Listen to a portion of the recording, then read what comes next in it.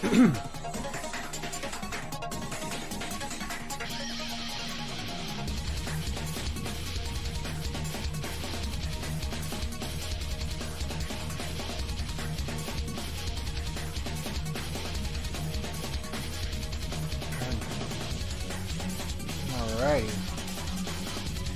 What's up, guys? The Loneliest Wolf by Choice, and we're back with the Wolverine pick I've been working on for a while. Being lazy, not finishing it. Working on a bunch of other stuff, but actually I can show you. I don't know if you all have seen the other stuff.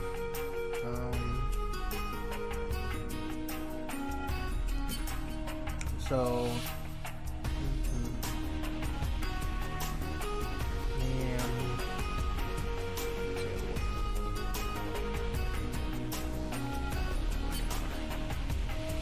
okay. So we got this piece right here, Noe, from Dodo Hororo, which is, I like it. Turned out better than I thought it would. A few things I would like change on a little bit, but for the most part, it's not bad. Not bad at all. There's a few areas that I do feel like I could have darkened some things, but oh well. And the next part I'm working on is Big Barda and Mr. Miracle. That I want to turn into a shirt. Or I'm going to turn it into a shirt.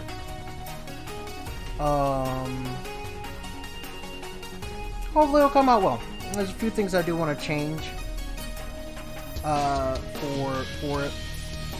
I'm gonna have to like work around and whatnot, but that's gonna be my next thing. So tonight though, we're gonna be working on this bad boy again, and I'm going to be going over the illustrious Mishima family line. Story time for tonight. Yeah, make sure I'm well hydrated. Because last time I was just talking. Didn't actually take the time, breathe. We gotta breathe sometimes, man. I want to get her flat colors up and ready to go. First, I'm gonna choose a little bit lighter than he is, but not by much. That's gonna be the impression to figure out.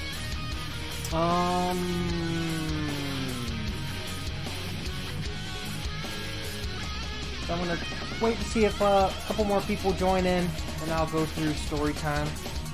So until then, I hope you enjoy OC Remix playing in the background. Shout out, was it rainwear.cc? With their awesome old OC Remix radio, which absolutely is awesome.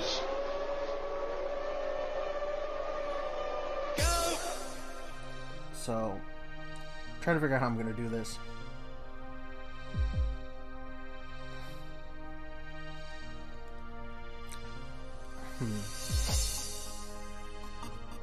Actually, I don't have to do it that way. I'm a fool if I do it that way, but I'm going to do loading color. I'm going to do, his is over that, but we're going to raise him up here. Oh God, what happened?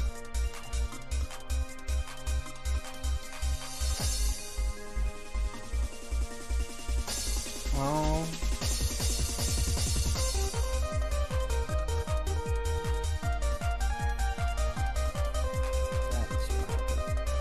There we go. She is above him. So boom! That's how you fix it. I was gonna fucking do it the goddamn hard way. I don't want to. I don't want to do it the hard way. So, hello to you guys that are watching. Don't be afraid to talk to me. I'm human, and I crave socialness. That's not even a word. crave social interaction. So go ahead, you can talk to me, say hello. And like I said, I'll get ready to start story time of the Mishima bloodline here. Un momento. Boop. Alrighty, ready. Floor color. Let's go.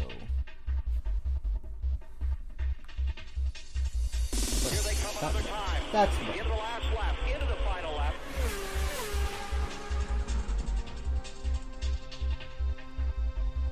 Okay. The final lap. They're going round side by side. Touched again. They touch again. So how are you doing today? You guys doing well? Enjoying yourself? They touch again. Was it a good day? Was it a bad day? And if it was a bad day, I hope tomorrow is much better for you. Today has been a day. They're coming down the line. They're into the main straightaway. So, if you guys don't know what, I'll preface my Mishima story time with, if you don't know what the Mishima bloodline is, nor do you know what I'm even referring to, and in general, what they're connected to. Game came out, what, 95? 95? 96? Called Tekken. Fighting game, 3D fighting game, one of the first 3D fighting games to ever come out. That was it was centered on like beating people up and weird movements, because at the time it was like, you can't live back that time. Oh, and Jack terrifies me still to this day. He's a character from Tekken. I do not like Jack. Jack is creepy. He just always creeps me out. He makes weird machine sounds that just don't sound right.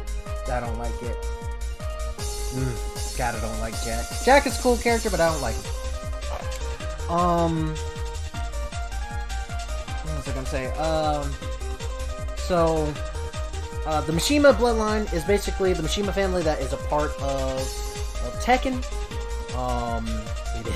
They are a very, very sad tale, just in general, right? So, we're gonna go from Tekken 1 to Tekken 7, through basically what happens in the bloodline. I'm using references on my large screen in front of me to make sure I don't miss things like Metal Gear. There's a ton of stuff I did not cover, which I really should have covered. But this time I'm not going to mess up. I'm going to cover stuff. I'm going to tell you guys about the Mishima bloodline for Tekken.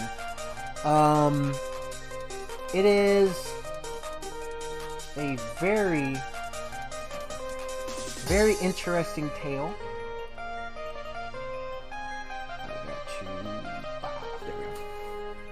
Of demons and a crazy family and a global war, and throwing children and adults off cliffs. It is, boy, is it a tale. Like I said, I'm gonna wait a little bit longer before I go into the whole spiel of the Tekken storyline. So, if you got any people that you would think would like to watch me talk about Tekken and draw, I mean, you should invite them. And, twitch.tv/TheLoneliestWolfBC as I get ready to start this bloody piece. Or continue this piece, I should say. Not really start it. No, that's not the right pin. I need this. Ooh, I should do it that way, but I'm not gonna.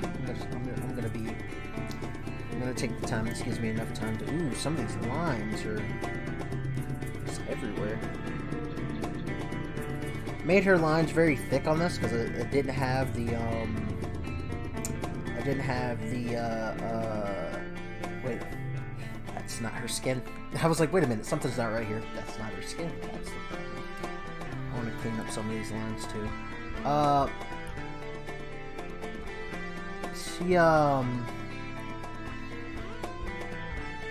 Some of these lines came out a little bit more thicker than I really cared for them to be. It's going to be interesting how I'm going to figure out how to do her hair and then color for the hair when I do detail, because I just want to get the flats to see how it looks, and then go from there. So I'm gonna wait another 5 to 10. Get some more people in here so they can hear me do my story time.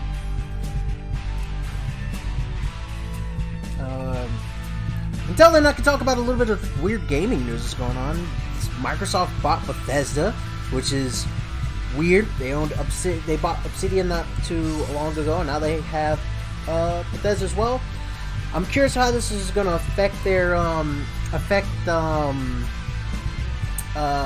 the relationship with Sony when it comes to some of the IPs like Fallout and Elder Scrolls and stuff like that. But Bethesda has been releasing games through that's not good. They have been releasing games under that are multi-plat since they were acquired by Microsoft. So we'll see what happens. Maybe it won't be as bad as you think. Maybe it'll be great. Maybe an awesome thing that'll happen. Or we'll have it still on both systems, and this weird camaraderie between the two. Camaraderie / rivalry between the two. Like watching a really, really weird anime on video game. What's the game called? Hyper Neptunia type thing, where it's like they're anime characters, but they're also like based off of stuff that's like systems that actually exist and stuff. So after this, I'm gonna probably work on that Mr. Miracle a little bit. Yes, Hyperdimension Neptunia, what's up? Pixel Ramen, how you doing?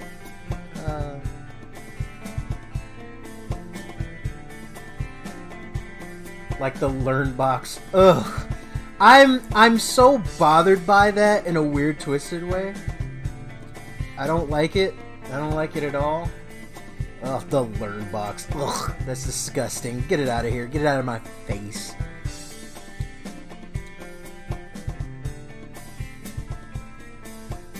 Friggin' Xbox, just the Learn. Ugh. But that's what video gaming is right now. It's just a big anime friggin' weird show where it's like they're fighting against each other, like a tournament-based anime or something like that, where they're fighting against each other, but they also have like camaraderie. But who's the bad guy is the question. Who's like or is there some other? Oh, I know who the bad guy is. We're the bad guy. We're the bad guy. Oh, the lean box. Excuse me, the lean box. That's still bad. I don't like it. The lean box. Ugh. There's so many things that's wrong about that name. Ugh. It's so disgusting. Just disgusting is my first initial thought. But I know who the bad guy of that anime would be. It'd be us. We're the bad guys. The consumer. We're the bad guys. We're the ones that cause all the problems and all the trouble. She only had her head uncovered. The rest of the stuff. It makes doing the skin easy. Hot fucking damn. How do I have it here? Skin, mouth, teeth. Really? I think I'm gonna do all that last, but I'll drop them in over that. What's next? Yeah, I'll get started. I'll tell you about the crazy Mishima bloodline. All right. So where do we start with the Mishima bloodline? It is a very crazy thing. Well, the Mishimas were originally a vert.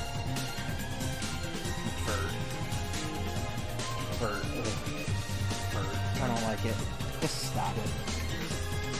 The Mishima bloodline or the Mishima family was originally a warrior clan that served under the Japanese emperor primarily during the Heian period, which is between 794 to 1185, and they were just badasses basically. They were trying to capitalize. After a while, they tried to capitalize under the capitalize the World War I primarily, by building an industrial empire. Because that's, I mean, when you're Japanese and you have a bunch of clout and stuff like that, why wouldn't you want to, you know, keep the old war machine going? Well, the person who started doing that was like, got kind of disenfranchised. Like, really disenfranchised of the, with the whole, like, murdering thing. And was like, no, I don't want to do that. And that person's name is not Heihachi, because Heihachi was a monster. It was Jinpachi Mishima, who is the grandfather of Kazuya and great grandfather of Jin.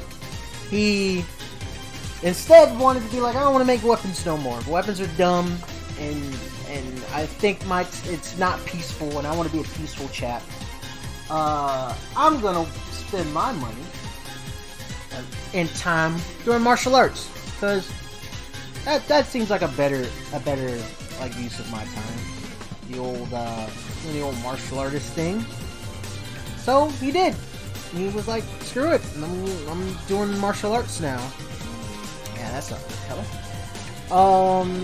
And after a time, he brought in this beautiful young woman named Kazumi, who was part of the Hachijo clan.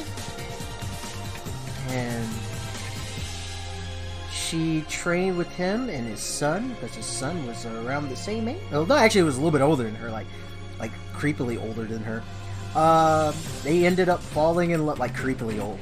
There's a scene of those two in Tekken 7, and dear God, there's like this huge, like he's towering over this little tiny girl that's training, and then she grows up, and then he marries her, and I'm like, I mean, do you? I guess doesn't seem right to me. But they get married. Her clan is an interesting clan, as they're secretly assassins, but that'll come into play later. So she falls in love with Heihachi. Heihachi is a little bit hell bent on, you know, like creating this conglomerate and turning the wonderful Mishima clan back into this powerful warmongering company that, you know, slowly is gonna try to eat the world with its power. So, you know, he goes on and he's like, screw it. Dad, I want to take over the company. And Dad's like, what? And then before he could even see or think about it, Kazuya's like, hey man, or Kazuya, excuse me. Heihachi's like, hey, I'm locking you under the training dojo until you die, because I want the company. And he does. He does. He locks Jinpachi under the what is the estate? Hanmaru. Hanmaru, which is the name of the basically the dojo mountain area that they're at, that they own and stuff, where they train and whatnot. And takes over the company. He's like, yeah, I got the company now because this company's mine. I like owning things, right? So takes over the company, and Kasumi starts acting a little funny, a little strange. She tries to kill him, and it's like, what? Why would you love him? Why would you kind of kill him? He chalks up, you know, those crazy women and their whatevers and their hormones or whatnot. I would guess that's what he said, because he seems like he's a kind of a horrible person. He confines her a little bit. She like blacks out one day after trying to fight him, and he's like, oh, must be she's got a case of the vapors or something. Well, she appears again, tries to fight him, says she must stop him. Apparently, her family, the secret assassins, are basically a family of assassins that their job is basically to stop bad things from happening, and they had a prophecy that said that, hey, yeah, oh yeah, I started already. I just started, actually, like, at 8:30, so it's all cool. What's up, Baller Zero? So, this Vampire Hunter remix is actually really cool. I like it. Okay. So, she tries to kill him, apparently, because there's a prophecy saying that the Mishima bloodline will cause like a great war, and that war will possibly lead to the end of the planet, and somebody should stop that. So she, by her family's orders, was implanted into the Mishima household near Heihachi to make sure the Mishimas weren't gonna do some fuckery. They ended up falling in love, and come to find out, Heihachi was all about that fuckery. So they fight, and this is after they already had their son Kazuya. They fight, and she transforms into a demon. It's like, what? Now in the Tekken storyline, they don't exactly talk to you about how the Mishima bloodline, like, or how the demon gene, the devil gene or whatever, came to be, right? They just kind of sort of chalk it up as like, oh, it's totally... I think in one book they even said that it was actually from Heihachi. It was Heihachi who had the demon blood in him, and he was trying to unlock the power for himself, and that's why he basically threw Kazuya off of a cliff, was to like, you're gotta be tough, and I'm gonna see if you got the blood gene in you that's a part of our family. And they retconned that away because they kind of just ran away from the story at a certain point. They were just like, I don't know what we're gonna do. So he ends up murdering his beloved wife after she tries to kill him and turns into a demon. And he's very sad, and that sadness is what drove him even further into being the monster that he was. He already didn't really care too much for his son, and I don't mean it in the sense like he was a bad father. It's more like he was very hard on his son, because his son's supposed to be a tough guy. He's supposed to be strong and carry on the strength of the Mishima bloodline. And he can't have any wussies on his team and his family. He's got to have... He already did away with one wussy, his weakling father. He's like, yo, you're weak, Dad. Get out of here. So, he's got to see if Kazuya also has this bloodline in him. He takes him on top of a different secluded area of Hanmaru and fights him. Fights him. Now, my big question is this. Earlier in the, or before all this stuff happened, Lee Chaolan, which is a little boy that Heihachi adopted, is his rival. What did he do with Lee the entire time? Like, did he like Lee? Lee was just like, oh, stay in the house, kid. Me and your brother are gonna go for a walk. Hopefully nothing will happen. So he takes Heihachi up on the mountain. Heihachi takes Kazuya up on the mountain, and Kazuya is angry because he knows that his father just killed his mother, and why would he do that? He's a monster. He's always mean to me. So he tries to fight him. And Heihachi's like a full-grown adult super martial artist master, and he's also like a superhuman in a lot of ways. It's kind of weird. He just eats all these little kid punches, like, because they don't really hurt him or anything. He's just like, I'm gonna have to kill this kid, man. I really don't want to, but he's probably got that devil gene on him, and he's gonna probably try to kill me. So I might as well nip this in the bud. So he does. Nips it in the bud, and the nastiest way ever. Beats the crap out of his son to the point where he almost kills him, and then tosses him off of a cliff. Off of a cliff. It's kind of messed up. I was like, oh no. Why would you do that? You tossed your son off of a cliff. Like, that's bad. That's bad juju, man, right? So, tosses his son off the cliff. His son doesn't die. Splits his chest open, but doesn't die. He vows revenge for the man who killed his mother, and then threw him off of a cliff. Like my dad threw me off of a cliff. My dad threw me off a cliff. Yeah, we'd have to throw hands, I guess. So, after that, the wonderful Mishima Zaibatsu company basically starts becoming more of a military industrial company, and they take over the world essentially. They take over. They have their hand in like basically everything. I should say. I shouldn't say they take over the world. That's kind of a misnomer. He has his hands in a little bit of everything, right? So this is about how long? About 20 years? How many years? Oh, by the way, Kazuya was 5. I don't want to point that out. About, I want to say 20 years, give or take. About 20 years after he got thrown off of the cliff, Kazuya comes out of nowhere, vowing for revenge. He's an angry person because he's absolutely out of his goddamn mind. Yeah. So yeah, about 20 years, give or take.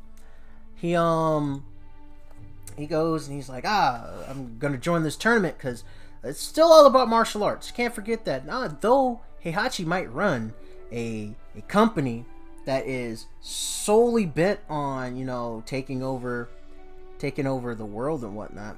It's still I gotta get this martial arts. I gotta prove that I'm the strongest. So you know what would be cool? I'm gonna start a tournament. What am I gonna call this tournament? I don't know. What's some good names? Tournament of the Gods. Nah, that sounds lame. The God Fist Tournament. No. I don't know. I kind of want to be like the king of stuff, and I'm gonna be, you know, you gotta come fight me at the end of it, because I am the strongest. So it's the king of the fighting tournament. No. My fists are pretty dang hard. They're hard like a metal, like iron. There we go. King of Iron, King of the Fist of Iron. No, King of Iron Fist. Yeah, I like that. King of Iron Fist tournament. Or in Japanese, it'd be Iron Fist Tekken tournament, Iron Fist tournament. And unbeknownst to Heihachi Mishima, is his son's joined it. Come fight him. And he's like, yeah, I'm come to kill you, Dad. And there's a bunch of other crazy characters in it, like a giant robot named Jack. He's so scary, guys. I don't like Jack. Jack is so scary. I don't like him. There's Bruce Lee, who's like changed his name to being martial law for some reason. A woman's assassin lady, a guy with his hair standing up really tall, who punches really hard, a weird samurai or weird tech ninja guy, and a wrestler that wears a leopard mask. And you're like, what is this weird whatever? Kazuya beats them all because he's the strongest. He doesn't care about any of that garbage. I'm gonna beat all of you because I'm the best, right? Which he does. He wins. He wins the King of Iron Fist tournament and beats everybody. It makes it to Heihachi, and they have an epic battle. And I'm gonna kill you, Dad. Lightning. No, you're not, son. I'm too strong for you. More lightning. And he does. He fights him. And he tries to beat up Kazuya, or Kazuya tries to beat up Heihachi. Heihachi is like, I'm too strong for you. Whoops! Kazuya's monkey tail beats him bad. Duck butt haircut and all, beaten into the dirt. He's beaten into the dirt. Like, oh God, no, you beat me, or I'm unconscious. No, excuse me. He doesn't beat him. I got that all wrong. That's the next game. Okay, so Heihachi gets his butt beaten by Kazuya. There we go. Weird double butt haircut stuff and all. And Kazuya's like, you know what you gonna get for throwing me off a cliff when I was a kid? I'm gonna throw you off of a cliff as an adult.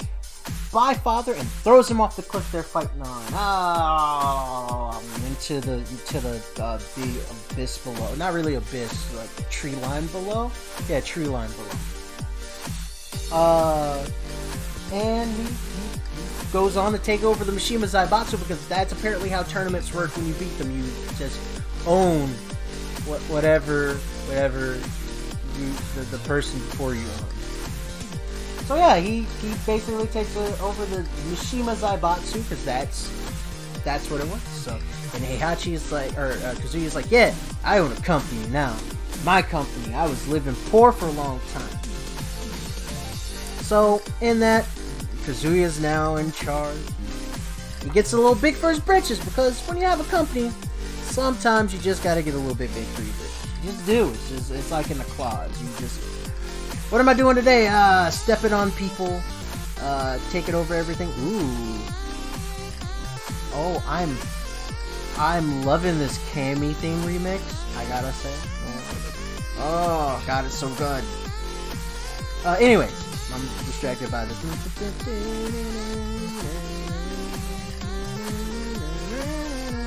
Oh, it's so good. I don't care what anybody says. This is good. Anyways, so continuing on,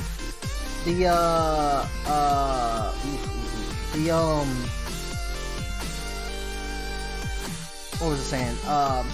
So he starts up another King of Iron Fist tournament because he just wanted to piggyback off of it. So in the meantime, he's also having issues with these two entities inside of him. One, a very beautiful demon girl, woman thing, right? And the other, a demon. A demon. He has this angel woman who's like trying to guide him down the path of good. And this demon entity that's like, no, we should use our forehead eye beam laser and take over the planet. Now,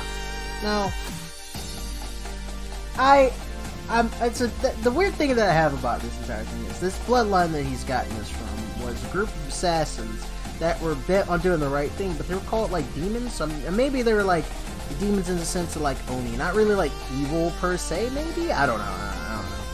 But he just goes full blown evil with his new demon powers, right?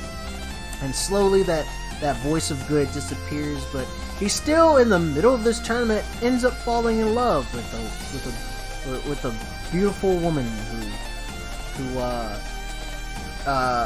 has so much good inside of her name, Jun Kazama. She's so good. Her heart is so pure, and she has puring like abilities for like spirits and souls and stuff because of her family. And she's also like a conservationist / cop lady. It's really interesting. She's pretty and stuff.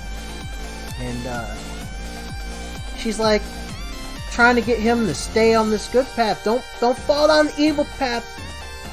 Kazuya, I love you. And he's like, But he just can't have that good thing because then he finds out his father is still alive. And he's joined a part of the TEKKEN tournament so he can take back the Mishima Zaibatsu for himself, because why wouldn't you want to, right?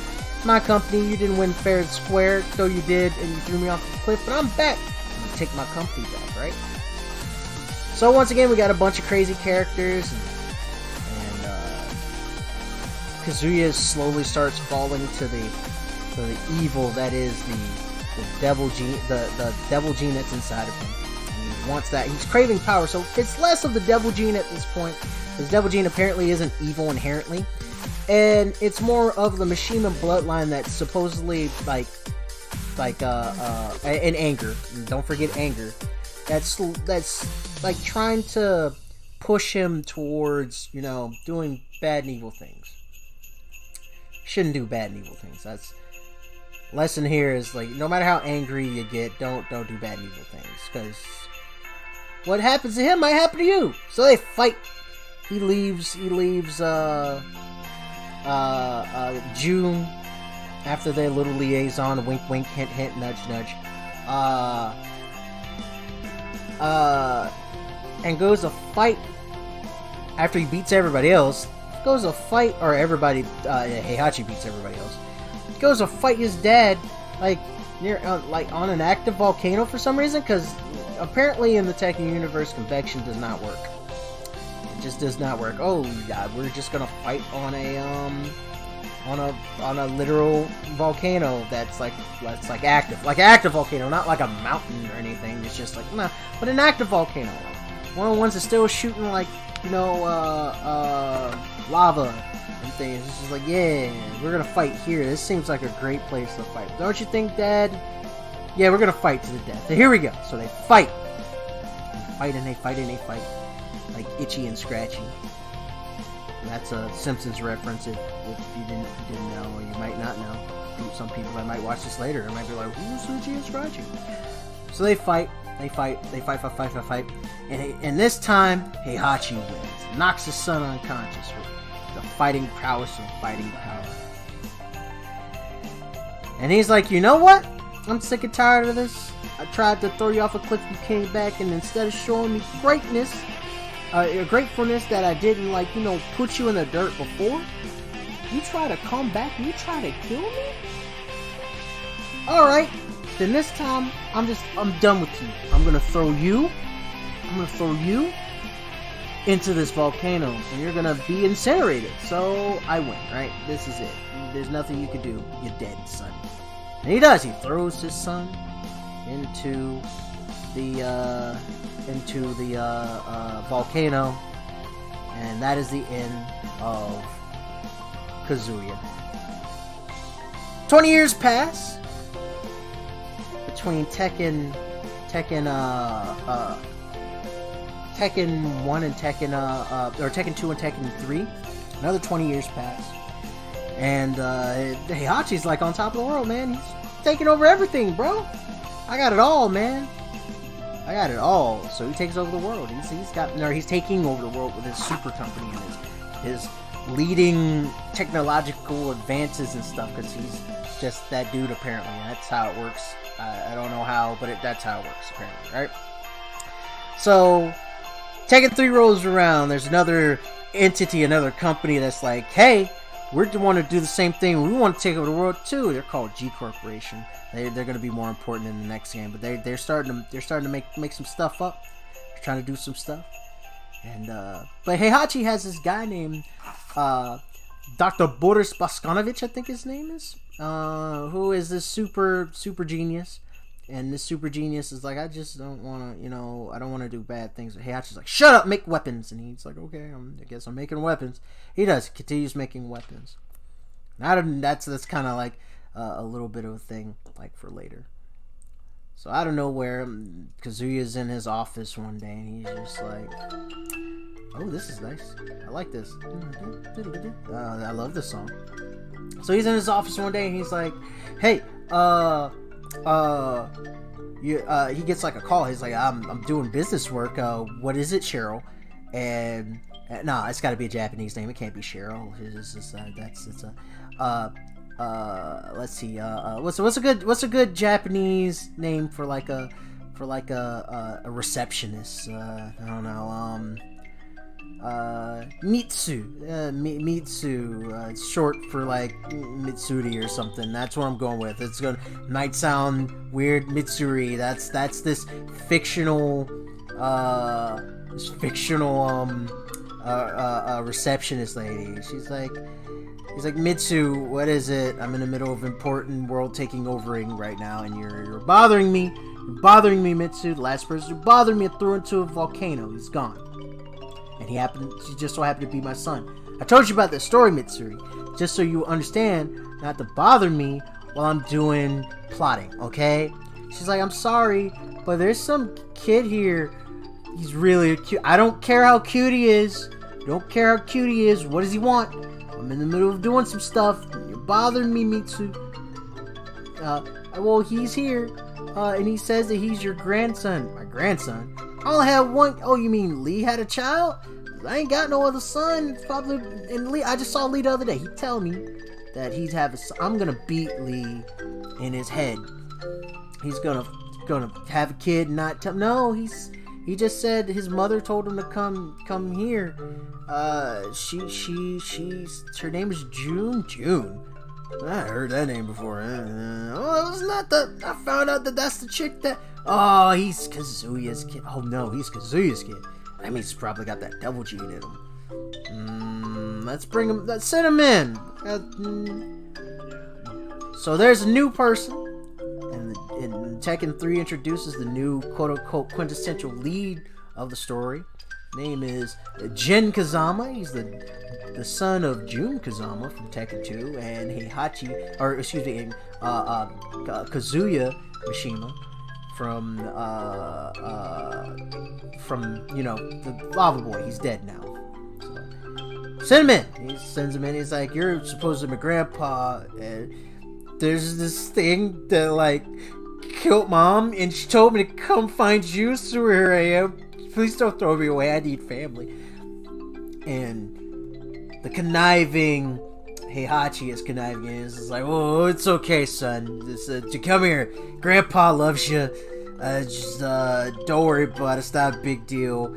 So, what is this monster thing? I don't know. He claimed his name was like Ogre or something, and he killed mom. He killed her dead. And I don't know what happened. Oh. So he's like, don't worry, I'm gonna teach you how to fight, kid. She's like, well, she taught me a little bit. She was an ex. I don't give a crap what she taught you. Her martial arts trash compared to Mishima style karate. I'm gonna teach you how to really fight and really hurt people. Look at me, I own a company, and I'm also like superhuman. Let's do this. So he trains them in Mishima style karate. And they're like, and Heihachi's like, you know what would be a good thing? This thing likes to, what is it? You say it likes to fight? Yeah, it's like fighting people. Yeah, I've been keeping a track of people who've been disappearing and stuff like that. That leopard face guy, what's his name? Queen or something like that? Yeah, he disappeared and stuff. So, I've been keeping the tabs on this thing, Ogre. Got even a sample of this thing's blood from one of those fights. And yo, this stuff looks like it might be promising. May be useful for something. Don't know what for, but it'll be useful for something. So let me do. He likes to fight. Let's do a tournament, and let's see if we can coax him out. So once again, a bunch of people come and fight, including this one guy who apparently all you gotta do is throw a lot of kicks, call it a dance, and it's a martial art. Fuck you, Eddie Gordo. I'm sorry. That came from a bad place. I'm sorry, guys. That was Eddie Gordo's okay, I guess. He just press fucking any button and then you just fucking win, I guess. Fucking bitch ass character. Anyways, that one leopard face guy or leopard mask guy, he had a protege who was sad that he died. He wants vengeance too on this monster thing that killed him. He's like, I'm gonna kill that thing, or excuse me, roar, roar, roar, and then subtitles, it's like, I'm gonna kill this thing. And you're like, oh, he's actually gonna, like, he's gonna kill him. And so he proceeds to start this tournament up. This Heihachi to try to coax this thing out. Oh well, he has a plan. Has a plan set in motion that nobody knows about. But you know, whatever. So he has this thing set up, and Ogre's like, man, it's my tournament. I'm trying to absorb the souls of everybody. Gotta fighting, man. And he's just beating everybody except for one person. Another tall-haired guy I was talking about earlier in Tekken 1. He was also in Tekken. He's been in every Tekken since. His name is Paul Phoenix. Comes in, beats a bear, and then beats Ogre, and is just like, this is the guy. This is the guy you wanted me. This was the final guy. Man, he's a chump. I'm stronger than him. Why didn't he know that I was stronger than him? I'ma just leave, get my prize, because I beat this guy. Look at him. He's on the ground. He's on the ground in a pile of his own body. Is he peeing himself? Oh, that's weird. He's peeing himself. Oh, well, whatever. I'm gonna go collect my money. And he leaves, right? When he does, Jin notices something in his infinite like super like shonen wisdom or whatever.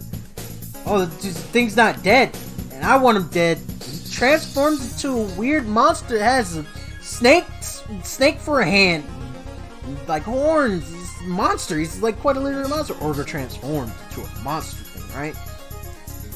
And he's like, I'm gonna beat him. So he fights him. I'm gonna fight you. Gets his vengeance. He beats Ogre. Ogre's like, no, you beat me. I'm dead. Oh God, no. I'm dead. He does. He beat him. Ogre's now dead. Right? Ogre's gone. Before friggin' he can even enjoy the fact that, hey man, I'm enjoying my victory and stuff. His grandpa shoots him in the head. Heihachi just comes in and is like, thanks, grandson.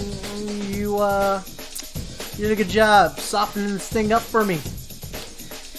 Boom! Shoots him in the head. Boom! I'm shooting you. You're dead. You're dead, son. And then takes his body and throws it out of a helicopter. Cause what? Why? Why would you do that? You just do it out of a helicopter. And then no, that's the Heihachi ending. Never mind, that's not canon. He does shoot him in the head though. Shoots him in the head, and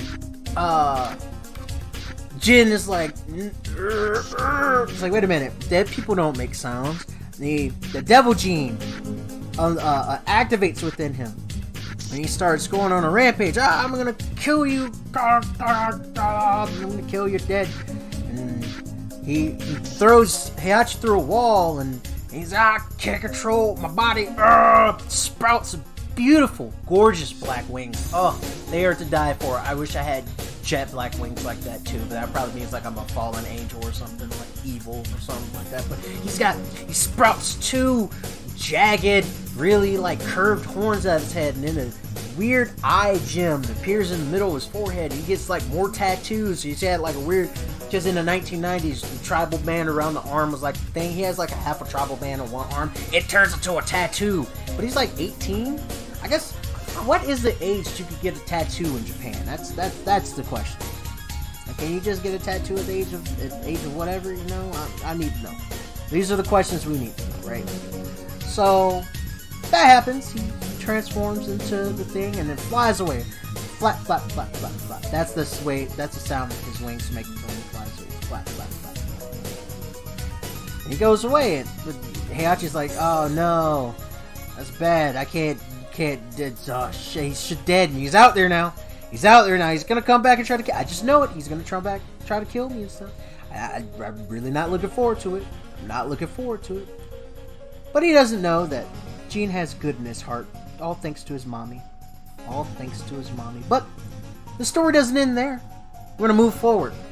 Now, you might have remembered that I was talking about this corporation called G Corporation, right? G Corporation is a rival company to the Mishima Zaibatsu, but they just can't make the stuff work.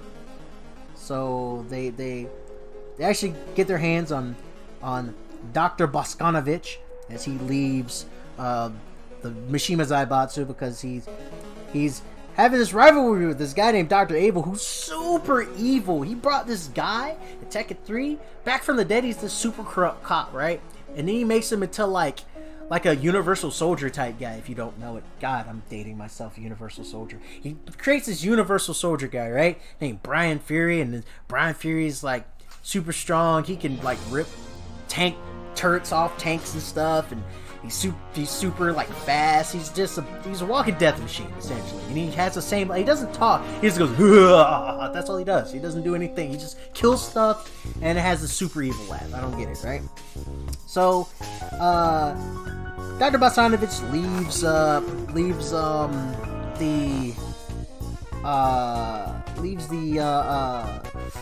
Mishima Zaibatsu and goes to work for G Corporation. And G Corporation just so happens to discover something in this volcano of doing one of their, like, routine, volcano search things that they do. They just kind of just like, volcanoes. That sounds like something we should search. They do. And they see a body, and they're like, what? And this body now has, like, partial wings on it. And it's charred, but not too badly charred. And it's dead, but not dead. It's really weird, right? So they're like, what is this? What is this thing down there? I don't know what this thing is. Well, lo and behold, that is the body of Kazuya Mishima. His body's just chilling in friggin' in the volcano, like half charred, but it's okay.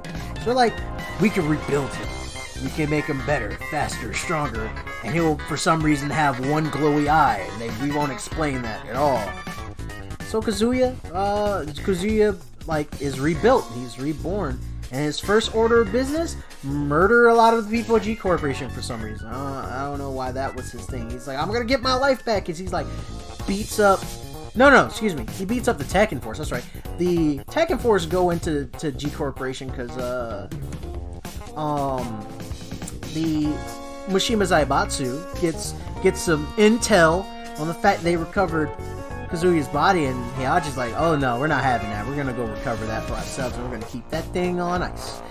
And so the Tekken Force, which is the Mishima Zaibatsu's like special forces unit, goes in, and Kazuya's just there, like standing alive.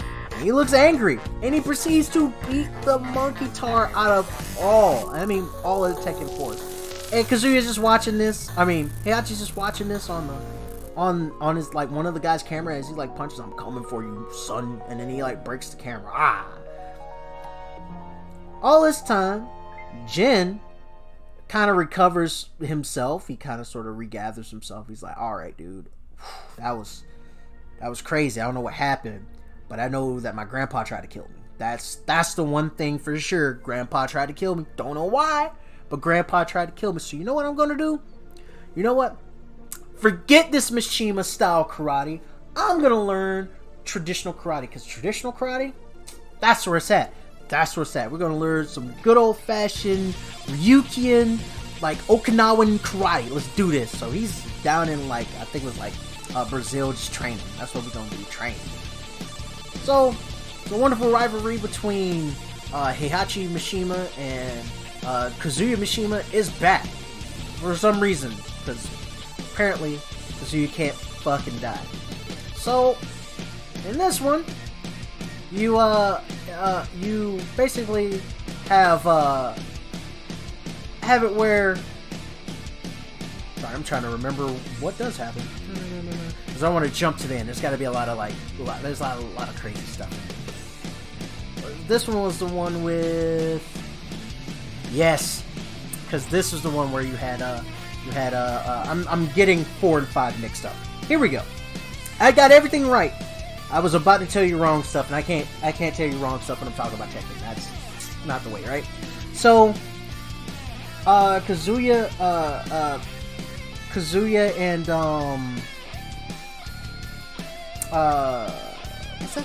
that one? Yeah, that's actually this one. Yeah, Heihachi kind of sort of, he's just he's doing his thing, a little bit upset with everything that's going on.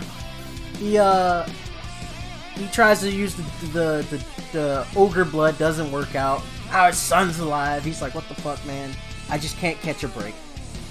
All the while, he's like, this new company just pops up out of nowhere called like Violet Electronics or some shit. What the hell is this guy? Who's this Violet guy? Deciding that he just wants to just come in and just wants to put his hat in. So I'll show him. And that guy's like, whoa, wait a minute. What's actually gonna happen is I'm gonna do a new King of Iron Fist tournament.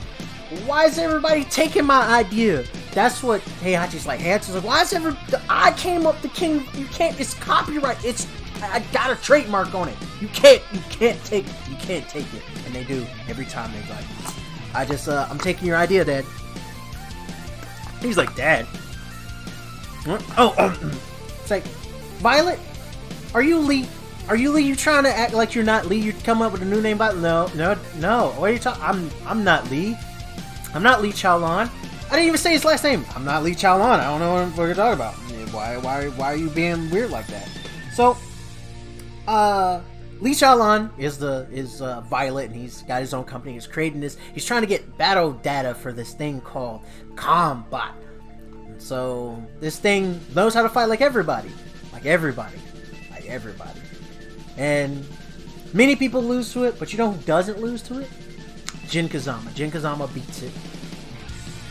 And he gets captured.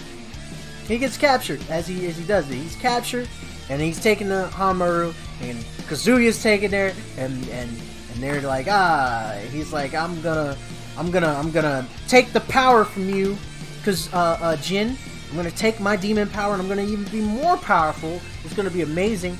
And Heihachi's like, no. And Kazuya's like, get out of here. I'm stronger than you. I survived a volcano. So Jin calls Jin down like, Jin, stop being, or Gene I should say, stop being a little punk. Come down here and catch these hands, because I know you're stronger than that. You're just gonna let this old man, I'm stronger than him, but shut up. Gonna let this old man chain you up. You're a fool. Get up. So the demon power starts to swell inside of Kazuya, right? Or inside of Jin, right? They have this epic battle. He beats he beats Jin. He beats Heihachi, and he's mad at Heihachi for trying to kill him.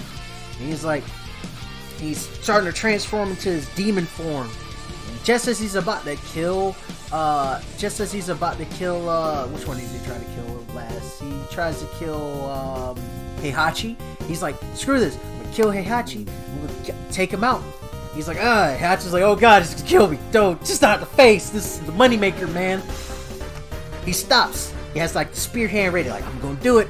I'm gonna do it. And he stops because he sees a vision of his mom. And he's like, he's just overwhelmed by this like holy white light that's just inside of his blood and inside of his spirit. He just can't do it. Drops Heihachi. He's like, thank my mother, Jun Kazama.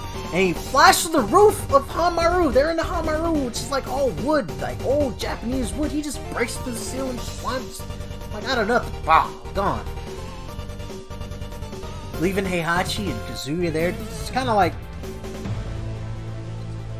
so he just flew out of the roof, right? Yeah, he just flew out of the roof. That's a thing we can do. What? That's a thing we can do. Is that? I want the double chin. You can't have it. I gotta kill you, Dad. Stop. Just stop, alright?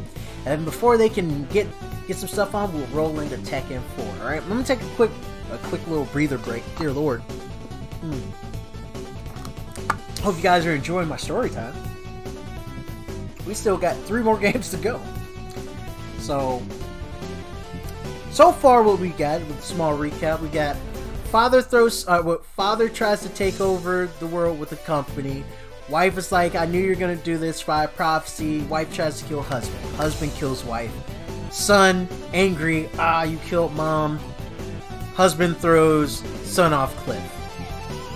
Husband builds company over 20 years. Son comes back, beats husband in a fighting tournament. Crazy. Or son beats husband. Yeah, sons beat father. We're gonna go husband, father, right? Beats him in tournament, throws him off cliff. Gone. Son takes over company. Son becomes really, really like tilted and kind of evil, but he falls for this beautiful woman. But dad's back. Dad fucking friggin' beats him, throws him in a volcano. 20 years passes. Son of son, grandson, comes in and it's like, hey granddad, I'm your grandson. And he's like, oh really? Cool. Don't mind me. I'm gonna totally take care of you. He does. He tries to take care of him. It's bad. Then grandson doesn't die from getting shot after beating the super alien evil monster thing that is like bent on fighting. Like he's like an Aztec god, but not. He's really an alien thing. Ogre's weird. And disappears. And then this other company that's a rival to the Mishima company finds son, resurrects son. Son tries to fight grandson or his son and father, loses to both of them. Grandson tries to kill grandfather, stops because his mom's spirited and this like energy from his mom's like, don't do it, son, you're better than that. And he's like, I didn't kill you because of my mom, and flies through. That's where we're at so far. It just sounds crazy. It sounds absolutely insane. Like, who wrote this? Who wrote this story of Tekken? I mean, because that's kind of insane as is. Let me click on this, please. Please! So that's just from that, like a quick sum up from Tekken 1 to Tekken 4, right? So we still got 5, 6, and 7.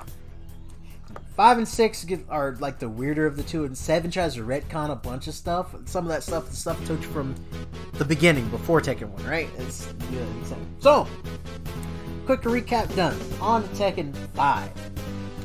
So, Jin's lost control. He just flew out of Hamaru and he's like destroying stuff, leaving Kazuya and Heihachi just kind of like, what's going on? So we're about to fight again, and all of a sudden the like parts of Hamaru is getting bombarded by these ball things, and out of these ball things pops out a bunch of Jack robots. Yeah, Jack's a robot. I forgot to say that. But yeah, Jack's a robot. He's creepy. He makes a lot of machine sounds. Did say that. Jack robots come on. Oh yeah, Ling. Thank you, Manu. Yes, Zhao Ling does have the hots for Jean, and it's ridiculous. She's been in love with him forever. She just wants him to take her out to like a carnival and stuff. And Jean's like, nah, I gotta like kill my grandpa, and also I gotta like figure out what's up with my dad and figure out who I am now. I miss my mom. That's what Jean's like that time. Alright, so moving on. We're moving on past that. That's Tekken 3 stuff. Moving on, though she's still technically chasing after him for years. She's super young, and he's also super young, but he looks like he's like 20 something, but he's like 17 or something. It's ridiculous. So Tekken 5, right? Tekken 5 comes along, and he's losing control, and we're on to the Jack parts. Jack robots coming down, and they start attacking Heihachi and Kazuya, and they're like, we're not having this, so they fight. They're breaking robots with their bare hands, like, no problem. These are just robots. What are you talking about? My fist can tear through them like a hot knife through the softest of butter. Just, punching them, blasting them and stuff like that, and they're fighting. And then out of nowhere, Kazuya's like, gotcha, Dad, grabs him, throws him into the robots, and all the robots are like, dogpile on Heihachi, dogpile on Heihachi. And they just... I would say that Gene does gotta tap that someday, but he's gotta take care of his family stuff first. So yes, Manu, you were correct, but he's got family stuff he gotta take care of, like truly family stuff, before he can tap anything, because that's just gonna get in the way, right? You saw what happened to Kazuya. Kazuya was like, yeah, I'm starting to fall in love, and then his dad came back and he's like, I gotta kill my dad, and then he got thrown into a volcano. That does not need to happen. Gene needs to focus on fixing stuff, right? So, these Jack robots dog pile on top of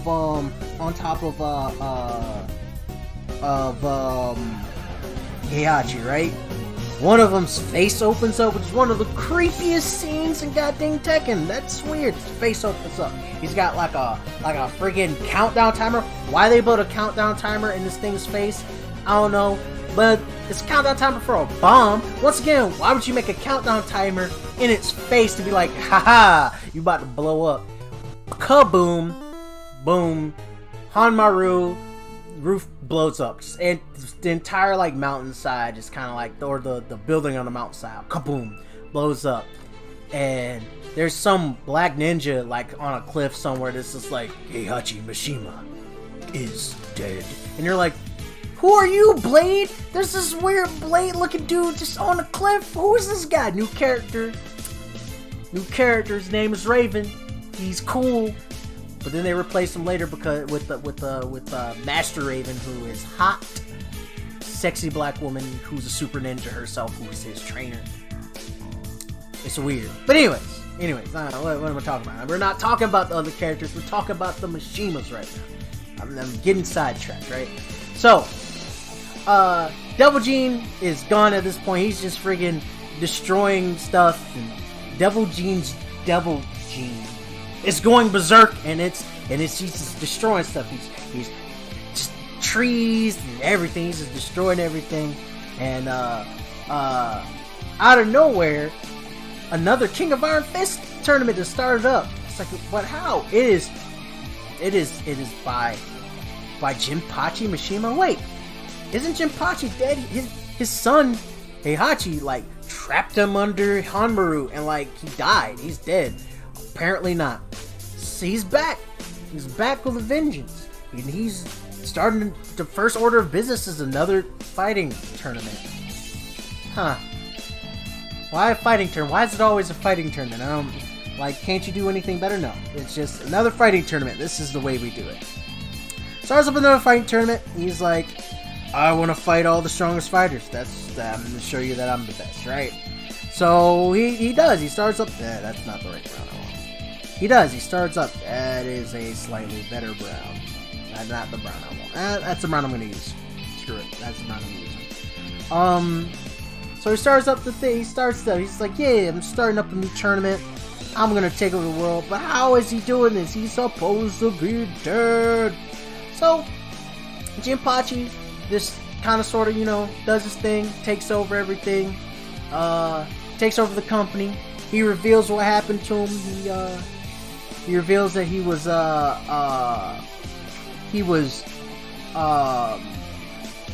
trapped under Hanmaru by Heihachi, because Heihachi's a monster.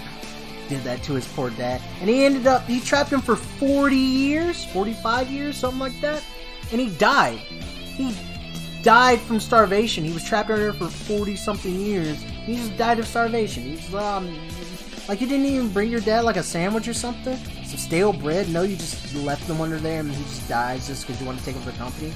It's kind of messed up, man. It's kind of messed up. But he died, and this malevolent energy like took over his body, because now we're starting to get into weird mystics. It was already weird with super god alien that just god alien fighting, who decided, hey, I want to fight strong spiders, absorb part of this fighting ability, and so that's weird. Now we're in the spirits. So Jinpachi's like taken over by a spirit. This game's actually kind of short with its ridiculousness. And Jin beats him. Jin wins. Jin's the hero. And by being that hero, he also fighting his dad, he takes over. He takes over the Mishima Corporation. Oh, and Heihachi didn't actually die. He beats Heihachi on the way. Okay. This part made me a little bit upset when I played Tekken 5. Heihachi at the beginning, and they did this thing, Heihachi Mishima is dead. They did that entire thing at the beginning of the game, right? It was like, Heihachi dies. It's like, what the fuck, man? And, you know what? He didn't die. When the Jax blew up, it slungshot his body, or exploded his body away from things. It's just, you see like a little ball of fire, which is his body, like on this very, very far away thing. He lands in like a graveyard, like a distance away, and just basically falls into a Superman-esque sleeping coma, or healing coma. What is that? He's just in a healing coma, just like that. He's just I'm in a healing coma. No, this is how life works. Apparently, you get hurt a little bit, healing coma, super martial arts, right? So he heals up, and he tries to fight Jin and take over the company. Jin whoops his tail. Heihachi or Jinpachi tries to fight. Jinpachi loses too, and now Jin is in control of G Corporation, or the Mishima Zaibatsu. And Kazuya, who got beat earlier in that game, is like, well, fine, I'm gonna fight your company with my company, and my company is of course G Corporation, because I took that shit over. Who's gonna stop me? I can kill any one of you guys in this office room right now with my bare hands. Anybody? No? Okay, sit down, shut up.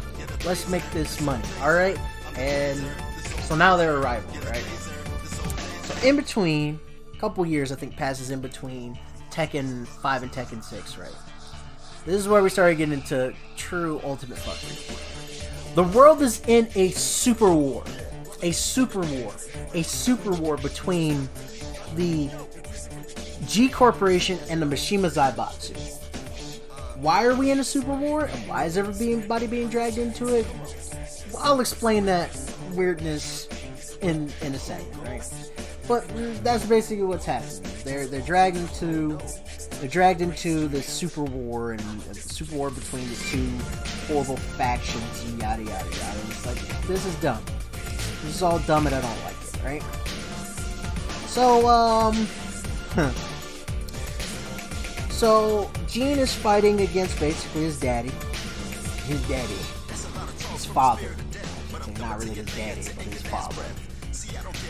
And they're destroying a bunch of stuff. Why are they destroying a bunch of stuff? Well, they're destroying a bunch of stuff because they're getting readings of Jin got head. That's not how I should have said that. Jin got some intel, I should say. Not really. I don't know why I said head. That's a Freudian slip. Jin got intelligence, like some intel on this being of a massive amount of energy, and so did Kazuya. And they wanted to use this thing which might have been, which Gene was suspecting, the origin of the devil gene to destroy it. And that thing's name is Azazel? Azrael? Azazel, I think it was. This weird Egyptian monster thing that is the cause of the entire Mishima, or the entire Hachijo devil gene bloodline. There's a reason behind it. I don't know how that works. Maybe that demon got head from some priestess lady, and then new bloodline is. I don't know. That's where I was going with the head thing. Totally wasn't a Freudian slip. So he is basically starts a super war because this thing is drawn to like battle and war and stuff like that. And it's also the entity that corrupted Jinpachi's body, soul, and made him into the evil thing, right? So there's a little side story going along with Heihachi does have another son. That son's name is this Broken McBroken character that I look like Goku. I'm sorry. His name is Lars Anderson.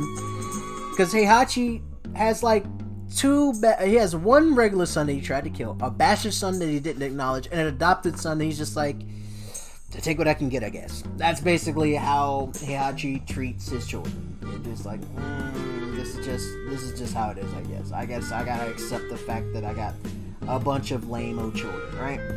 So, the main story basically in that is more about Lars like coming to grips with who he is and trying to basically take care of Gene, who he hates, but try to take care of him. And he's doing all this monstrous stuff. While he's doing all this monstrous stuff, he's kind of like the lead bodyguard of everything. But he's taking care of Gene and stuff while Gene's basically destroying the planet. Like, tons of people are caught up in it. Like, one Spanish guy named Miguel, who's like, I'm just trying to enjoy... the meme character. That's exactly what it is. You're right, man. He's totally a meme character. This guy named Miguel is like, I'm just trying to enjoy my time, at my wedding with the love of my life. Oop, bomb blows up the church. My bride to be's dead. I'm gonna kill the person responsible. It's Gene. I'm gonna kill him. Basically, Gene's doing that just to coax out a giant, ancient, evil lizard thing that's hard to fight in that game. He's a broken boss. He's fucking broken as shit. So he can destroy it because it's part of the reason that all the evils happen in the world. So Gene goes to fight him. Gene beats the Azazel. Azazel like dies. Like Kazuya's still kind of like in the doing his thing with G Corporation. Heihachi's still kind of like in the background, like doing his thing because why not? I don't understand it. He's just kind of sort of just there at this point. And Gene beats Azazel, but in the process of beating Azazel, he basically gets trapped in the desert with no sort of backup, no sort of anything. He's just out in the desert. That's just how that works. And he's like, oh no, I'm gonna pass out and die. I'm gonna pass out and die. And he passes out from heat exhaustion in the desert. They do recover him, but he's out cold. He's in a coma.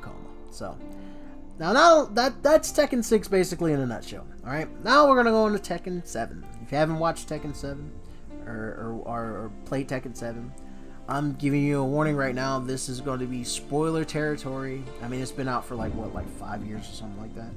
But spoiler, 3 years? 3 years Tekken's been out? Something like that. Spoiler, if you don't want to hear it, this is your warning, your only warning about Tekken 7. Tekken 7 actually has a pretty meaty storyline. And it is quote-unquote the end of the Mishima Bloodline story. Mishima Bloodline story, I should say. Which kind of is a misnomer because it doesn't technically end it. But, they just don't care. They just, it's whatever. Is this Assassin's Creed I'm listening to? Sounds like Assassin's Creed. Play Tekken 7 and Tekken 4? Okay, cool, man. Alright. Well then, get ready for the ride for this ridiculous story, Tekken 7. Okay. So, Tekken 7 starts up where Heihachi's just, I'm gonna take, well, let me start with this. The main story, the main part of Tekken 7 is told as like a reporter is trying to do a news story on the Mishima bloodline, right? And boy, it is really, he's very boring. He's very boring. Very, very boring. So yeah, Tekken 5's been out for 5 years, good lord. Very boring. Very, very boring guy. Gene's disappeared. The Mishima Zaibatsu and G Corporation, yeah, this is Assassin's Creed, I think. Sounds like it. Mishima Zaibatsu and G Corporation are essentially still at war, though Mishima Zaibatsu should be at war because freaking Gene, the leader, is gone. Kazuya's still just doing evil shit. He's just being evil, right?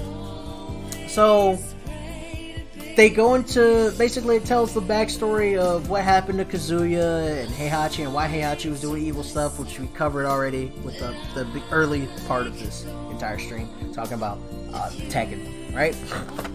Give me a second. Stay hydrated. So, essentially, Heihachi comes out of nowhere. It's like, I'm taking my company back. He literally like walks into Mishima headquarters and like kicks missiles because that's how that works. Beats a super assassin woman because that's how it works. And he's like, yeah, I run this shit again.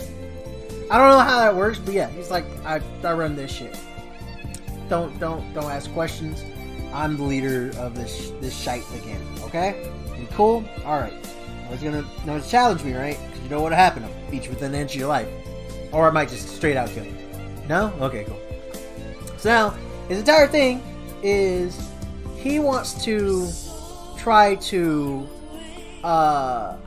take out Kazuya. He's like, I gotta take out Kazuya, and I'm gonna expose him for the demon he is to the world. People think that he's the good guy because he fought off the Mishima Zaibatsu when Jin was taking control of it. Where's that boy anyway? He ain't here.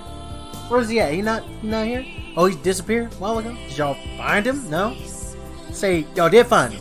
Then he disappeared? What am I paying you guys for? God. He was paying you. Nah, smack you. Get out of here with that. Get out of here with that. Alright? Cool. So, he, hold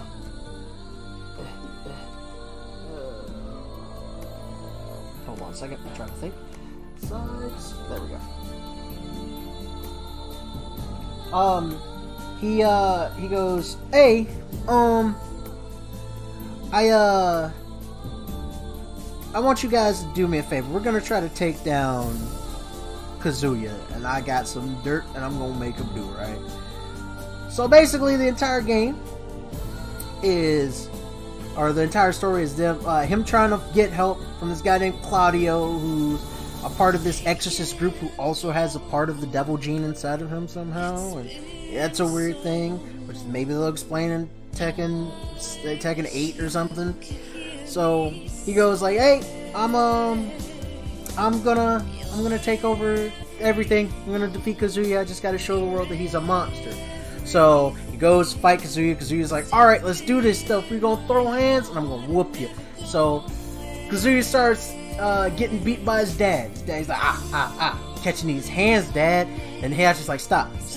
Or excuse me, Kazuya's like, stop, Dad, stop it. It's not cool. All right, I'm gonna do it. Transforms to a demon. I'm gonna take you out, Dad. This is it. I'm not taking your BS anymore, right? And he proceeds to. Oh, should I do? Yeah, I should do that too. He proceeds to transform into the devil and beats his dad. Well, unfortunately for him, he didn't know that cameras were watching him transform into a devil. As he, blows everything up and everything and shooting them lasers out of his face. That's how devil genes work. Apparently, you get laser powers. And he proceeds to get spotted by the paparazzi. This is after he tanks, and I mean absolutely tanks a friggin' laser, orbital laser blast. He just tanks it, just eats it. Like, I eat those for breakfast. So, Kazuya goes back to Hamaru because he's had it rebuilt in fucking not even a year, or maybe a year and a half, when Kazuya, or when he's just not part of Heihachi, or the Mishima Zaibatsu, when Jin was in control of it. Maybe he was just like, oh yeah, fucking building everything for like a year. I think it's not a long period of time between Tekken 4 to Tekken 7, right? Or yeah, Tekken 4 to Tekken 7. So he goes there, and this is the thing that makes me super irritated, and I don't know why they did this, because now they kind of like wrote themselves into a corner when it comes to if they do have any bad blood with Capcom. But Akuma apparently just like, hey, I'm here to kill you as like a favor to your late wife.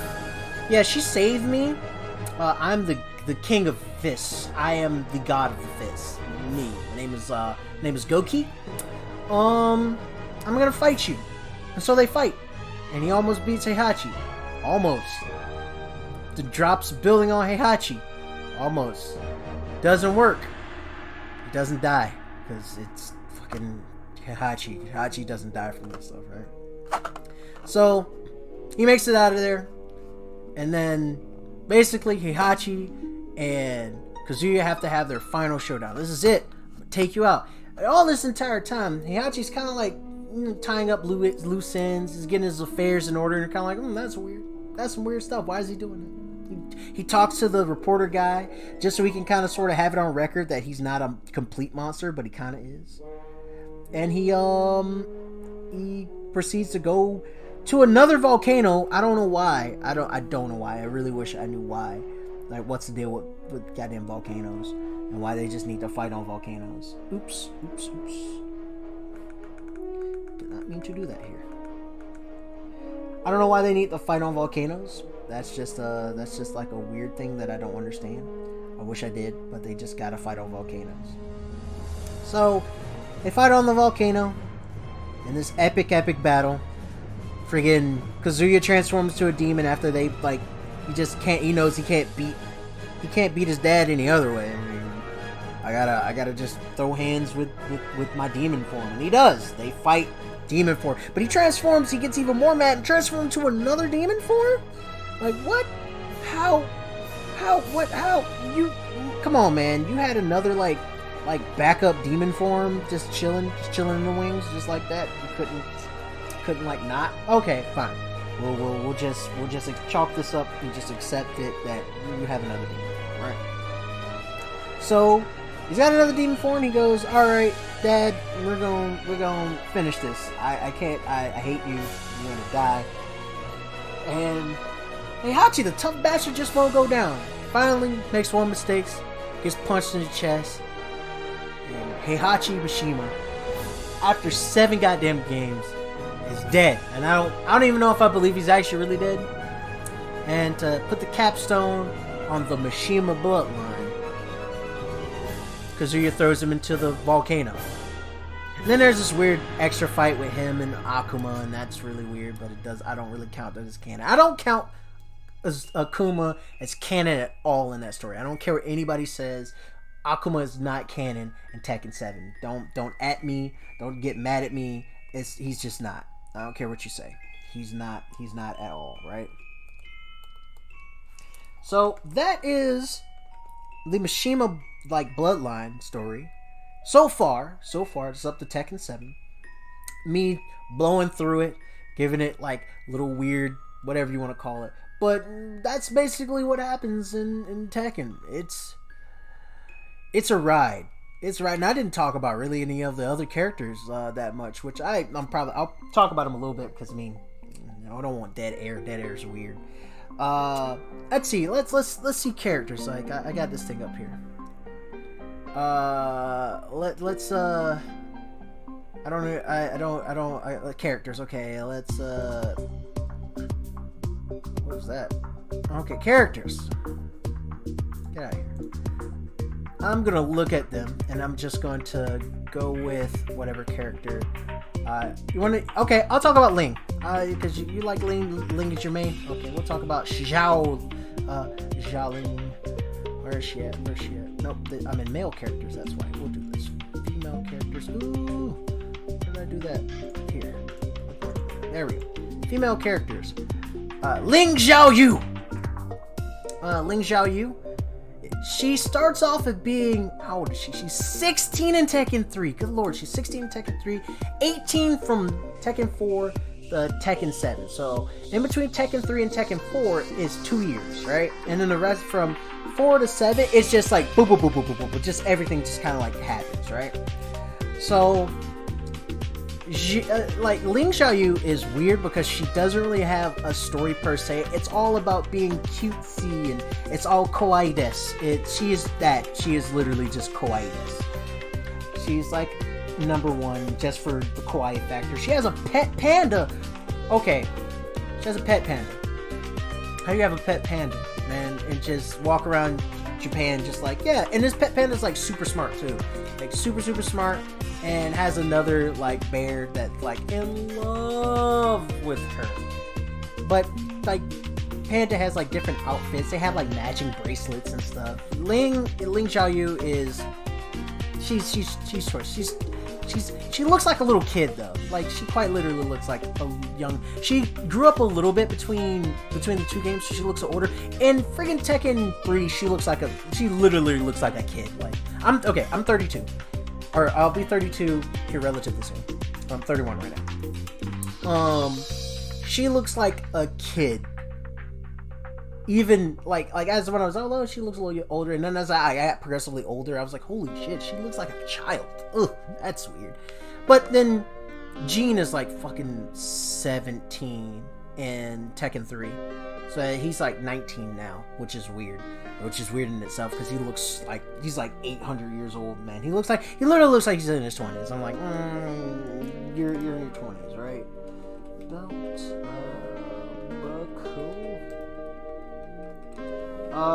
Let's see. Who else do we got? But her story really doesn't change. She's got weird endings. Like first one is her ending for she wants a fun fair park.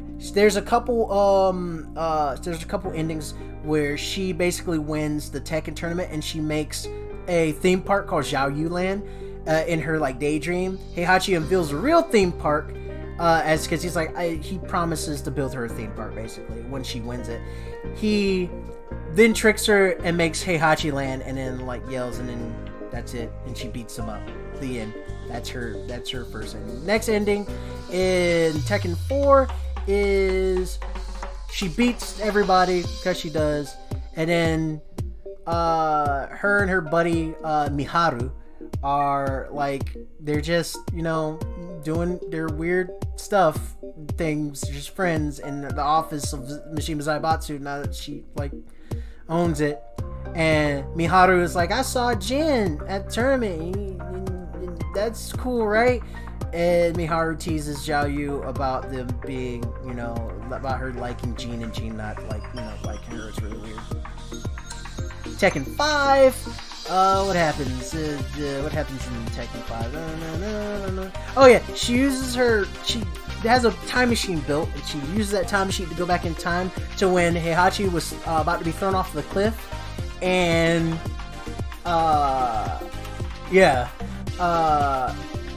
she accidentally bumps Heihachi. What was it? Yeah, she bumps Heihachi, and it ends up sending Kazuya off the cliff anyway. And the scientists that make the thing was like, nobody can change the past. And her endings are weird because most of the endings in the game are not animated, or with 2D or 3D animated. These are 2D animated, like anime hand drawn. Tekken 6, she meets Jin on a rooftop, and she's like, "No, don't do this." And then he's like, "I gotta go do." He says like the regular like be shonen anime hero, like, "I gotta go stop this evil that I've created." And then he he looks like he's about to jump off of like this off of a ledge or something like that. And she stops and is like, I can't. I'll stand by you. And he's like, thank you. Oof. All right, I'm back. Internet decided it wanted to not work. Hopefully people will come back. I was enjoying my talks with Manu.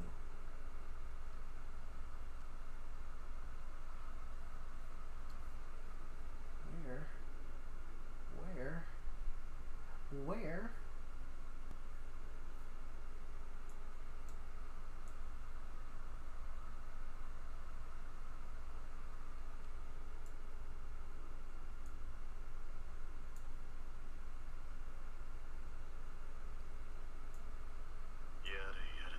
Yeah, I'm back.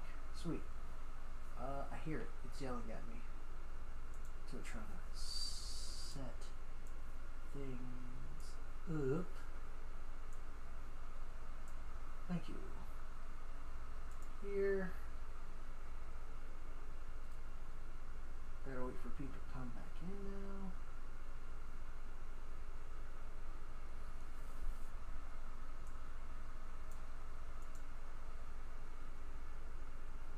There we go. Alright. God dang. I'm back.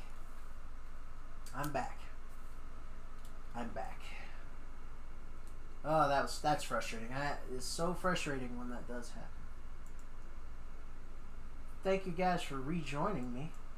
I'm super sorry about that. My internet decided it wanted to be like, oh, you're talking about Tekken characters? I want to hear about no Tekken characters. And it just stopped. So, let's talk about Ling Xiao Yu. She is Ling and she's a Xiao Yu. She's an interesting character. She's a very interesting character.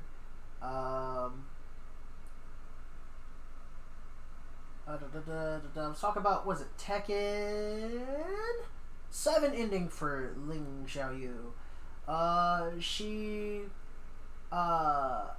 She beat Claudio. Claudio was like, oh yeah, you come with me now, I guess. She's like, I want to come with you. She's like, yeah.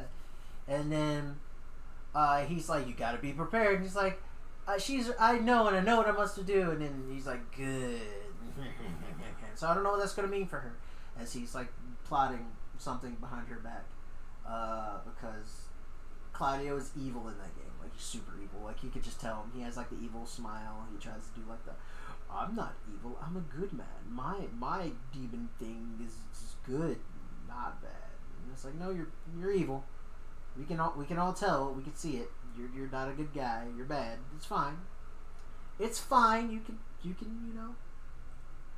just act like you're good, I guess. But we know you're not. We know you're not good. What's another character? Any requests for a character that you would like to hear about? Or I can just move on to another one. Just for like another character. Another character I can do.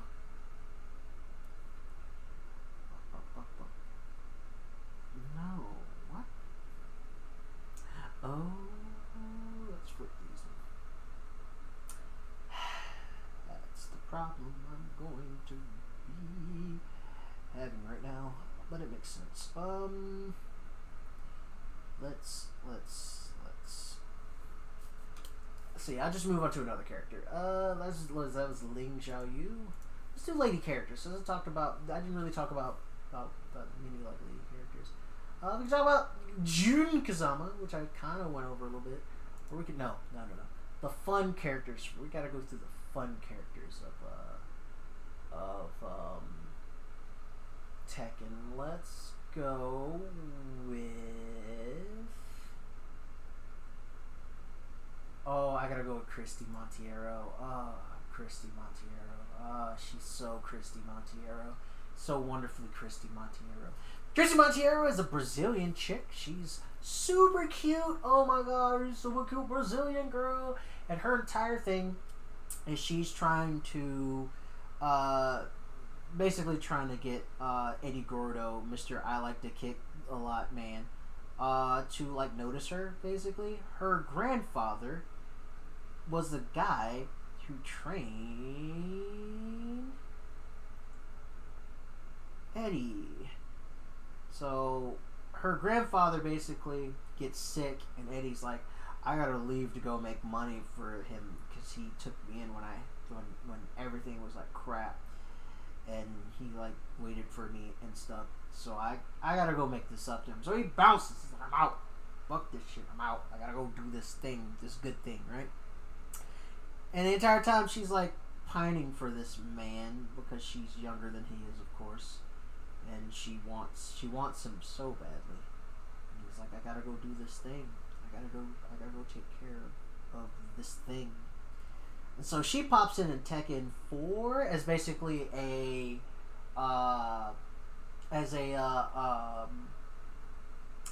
Gordo, like, not really clone, that's not really the right way to say it, but an Eddie Gordo, like, fill-in, essentially.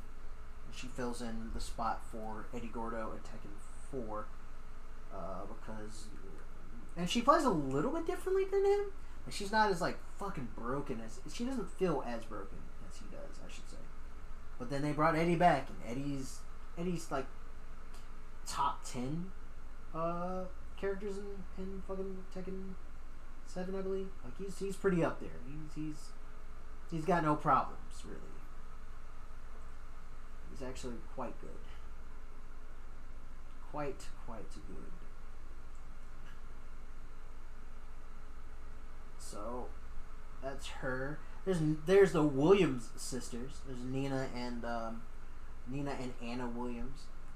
Nina is Nina's older than her younger sister Anna, and they have like this weird rivalry thing going on. Their father was an IRA like bomber guy, and so they learned a lot of like crap from her. And their mom was like an expert martial art, was a champion martial artist, like a champion judo practitioner, I think it was. Kind of like what's her name? Ronda Rousey, kind of sort of like Ronda Rousey, if not mistaken. Her dad. Let's see if I got that right. Did I say that right? Did I do that right? Personality, no perfect examinations, blah blah, outfits, blah blah blah, story, blah blah blah. She is, yeah. She learned. Her mother was an Aikido practitioner, so she learned Aikido from her mother, and then assassination techniques from her father. Anna's is kind of the same thing, but the rivalry between the two of them, and they are always like fighting over. They're literally fighting over and trying to kill each other over goddamn nothing. It's kind of silly, and like it's really like why are you guys trying to kill each other that bad? Like that's kind of ridiculous. And like, 'cause I hate her, and it's like, 'cause I hate her, and you're just like, both y'all are stupid. Stop it. Love each other. That's your sister. She's dumb. I don't like her. It's like, shut up. Shut up. You love your sister. Your sister loves you. Isn't that right? Sir, is not right. And it's like, yeah. That's right. You love your sister. So those two are interesting. There's was it Michelle Chang and it's Michelle Chang and Julia Chang, mother-daughter trio. So Michelle was in the Tekken 1 and Tekken 2, and Julia's in Tekken 3 on. Michelle was that is not the right thing. And that wasn't even on the right thing, so it worked out. No, bad. I should not be using this as now that I'm thinking about it. Because when I switch... Actually, no, it won't affect this. Hopefully it won't affect this. When she was like a conservationist, I want to say. Let's see. Let's test my Tekken knowledge. I'm going to say she was a conservationist. And then she like got older and stuff like that. She adopted Julie. Julie isn't her actual daughter. She's the daughter of a Native American woman and Hong Kong man. She's a treasure hunter on Native American land. She's just basically a treasure hunter. So then her daughter's the conservationist chick who wants to she wants to make the world green and better because the world is dying because people in that world are like so inconsiderate of anything but themselves because Tekken. Because Tekken.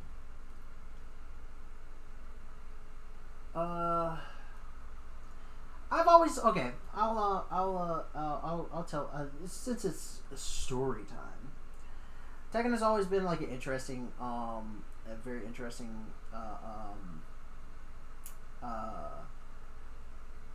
what's the word I'm looking for? A very interesting series for me. I remember the first time I saw Tekken 1 in theaters. I've told this story to so many different people. And I was at there used to be these things called arcades back in the day. I was at this arcade called Tilt, and I think I want to say I was in Tallahassee, but please don't quote me on that. But I remember going to Tilt in Tallahassee with my grandmother, and I was just looking at all the games because you're a kid and you're just watching games and stuff like that. And I saw this guy playing Tekken, and he's playing Tekken on like the real, like he is really ridiculously good. He's playing Tekken, he's beating the computer, and anybody who steps up to him just he's beating them repeatedly. He's beating the computer repeatedly. He's just going through the motions, right? So he on the arcade cabinet right in front of him, he has like a plethora of tickets. I'm talking about like he is the ticket king at this point, and I'm not paying attention to the tickets. I'm paying attention to this man who's just. I sat there and stared and watched him play for like almost like 30 to 45 minutes, something like that. It was a pretty long period of time. I was just staring at him as he was just destroying this anybody who steps up. You want to get beat, you get beat. That's basically what was happening. He was just beating everybody, right? So after about 30 to 45 minutes, he stops. He just lets the computer beat him. He walks over. He looks at me like mouth agape over at him, and he just leans over, reaches for his tickets, and just hands. He's like, "Here you go, kid." And I'm just like, "Whoa!" Now I remember he was playing King. Playing King too, and that's why I always thought King was really cool because this guy was just owning with King grabs and all. Like he was just doing like the basic ass King grabs from like Tekken 1, and that was like a magical moment for me. Like one of the most magical moments I can ever tell you. It was so fucking cool. And I remember that happened so long ago. Dear God. This is early 90s. I remember seeing Tekken 2 for the first time in arcades, and I was like, this was in Savannah, Georgia. I remember this one, and I saw it at an arcade in Savannah, and I was like, Tekken has another game, whoa! And I played it a little bit, and then Tekken. I'm just trying to clean up some of these areas that I'm missing. Tekken.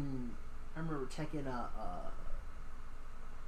Tekken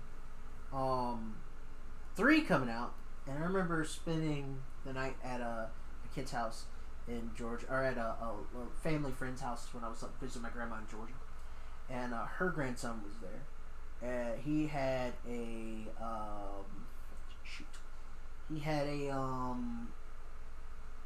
I am on the right thing. He had a Tekken. Oops, too far.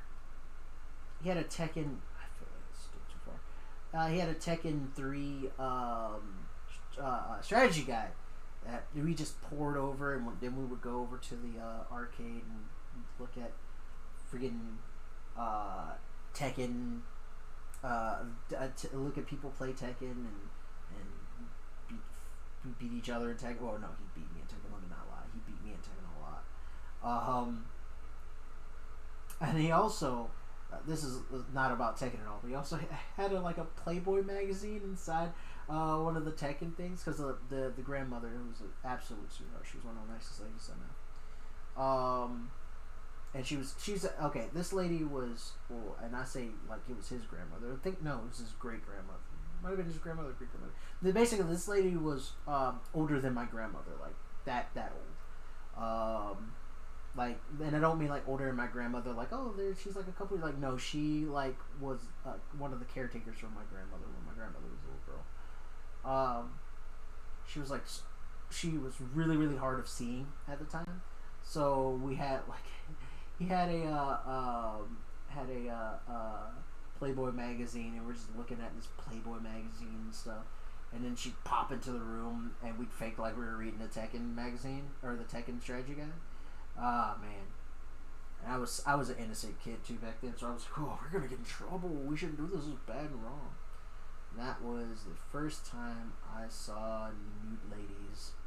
It was really weird back at that time. Now I'm like. Yeah. Also, I'd be really weirded out if I saw a Playboy now. Just like, who has a Playboy now? Who? If you're not a collector, who has a Playboy? For real. Who has a Playboy magazine? If you do have a Playboy magazine, I don't believe you. I don't believe you. Why would you have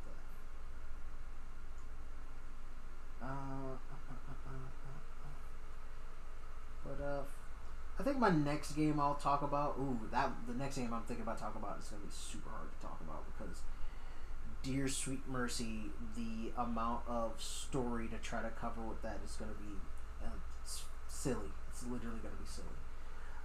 And I didn't really play a lot of this series, so I've got to debate how I'm gonna do it or if I'm gonna do it. I'm not really sure what my next game should be with like a very convoluted. It's got to be like a storyline. Was like, what the fuck is this, man? We'll talk about Devil May Cry. Devil May Cry is a good story to be like, yeah, we're talking about DMC.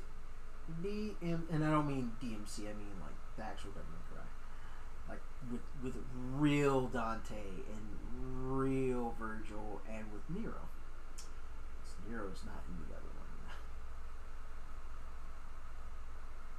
That's kind of an interesting tale in itself too. But I'm not gonna say anything about it because we are not there yet. We are not there yet. We're not going to talk about games that we're not there yet. If I'm going to do it, I'm going to do it. I'm not going to. All right, actually looks not half bad. She's coming along. Okay, so I got that done. I need to just trying to make sure I get some good.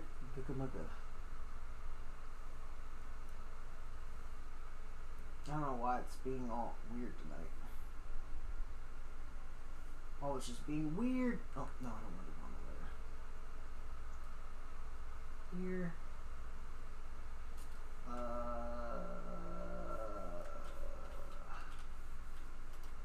Claws base. So.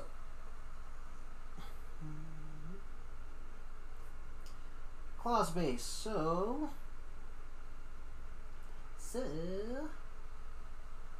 we are going to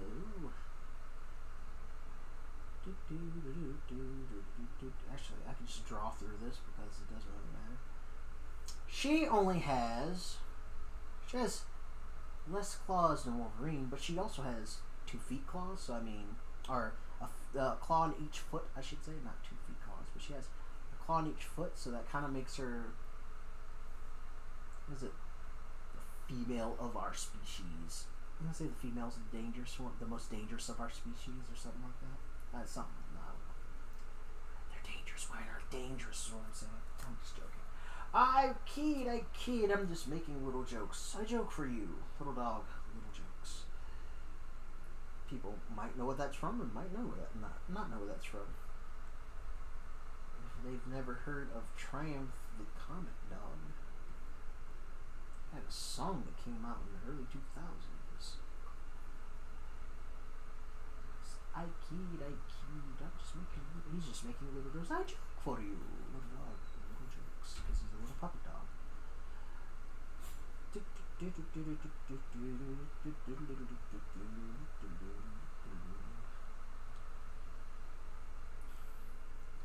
Wolverine is a very interesting character. X-23 is just as interesting. I like them both for different reasons. I need to read more X-23 issues because she's interesting. I haven't read much of them. Originally, X-23 actually comes from what is it? From X-Men Evolution. She was an X-Men Evolution character, like background character, but she had like Wolverine claws, and everyone was like, "Whoa, who was that?" And come to find out, she didn't actually exist in the comic. So they're like, "Well, we'll create a thing for her, I guess." Now, this is the thing that I don't understand.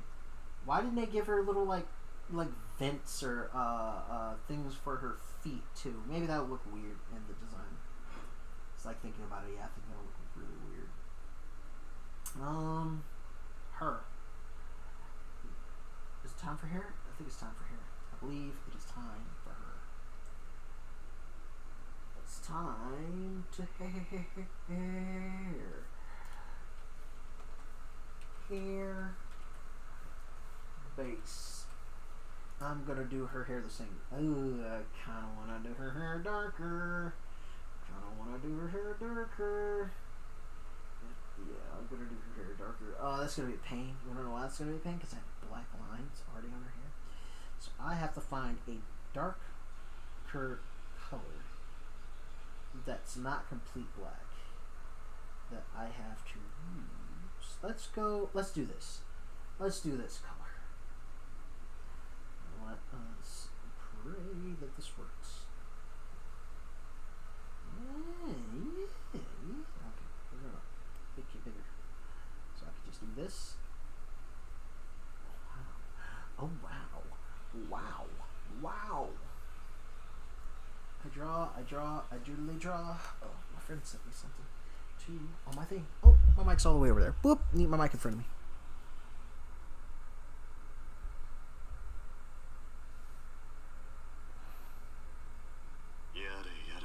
It's my phone's like yada yada to say. I can't. I'll listen to it later. I will listen to it later.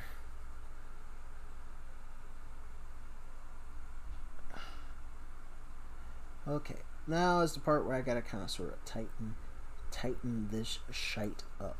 Like I could do it all the way over here, but when it starts getting into like, oh, that's not good.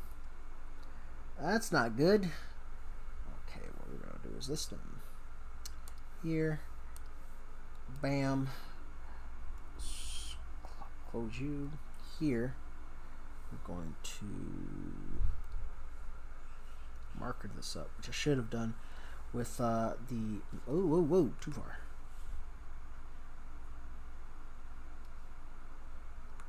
I keyed because some of these lines are being not too cool with the whole idea that I'm drawing. And then okay, I gotta make this a little bit tinier. Yeah, there we go. There we go. There we are. There we are. There we go.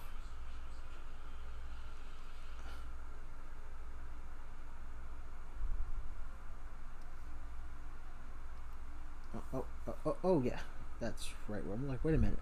Why isn't it turning the darker color? It's because I don't have that on. Some of these edges when you do the fill, so I kind of cheat so I don't have to go outside of the lines whenever I'm doing this part. Oh, some straight lines are here. Yucky.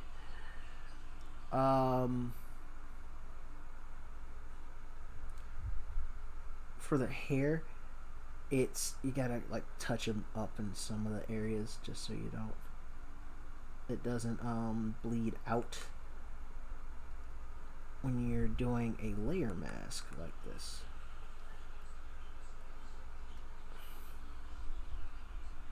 So there we go. That looks a little bit better. Just a smidge. Just a smidge. I want to go back in here. I want to go blue. Suit blue. Cover that up. Cover that up. Cover that up. Cover that up. Cover that up. Cover that up. Cover that up. Back to black, or like the darker color. And here we go. Here I go again on my own. Walking down the other road. I can do a little bit more loosely around her body because I mean her body line's uber thick. And I don't mean she's thick. I mean the lines that are around her body that make the outline of her body are thick. Which I might do with some of my other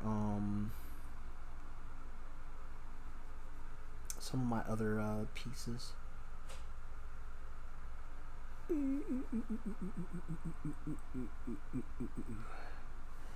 What the absolute heck?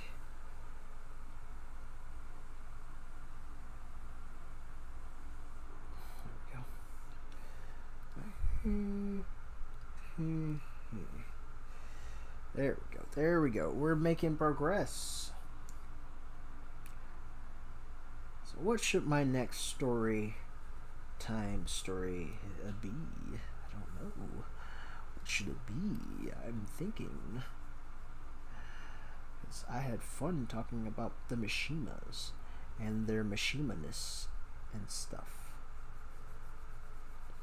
Because Tekken is Tekken has a weird storyline, but that's not the weirdest story I've heard. Like, Tekken's kind of convoluted, but not that convoluted to where you can't follow it too much. It's just really silly.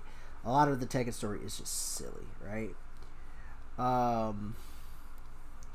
The Metal Gear story is convoluted. Super convoluted. That is the Tekken story in a nutshell. It's just like, are you serious? This isn't just, or the Metal Gear story.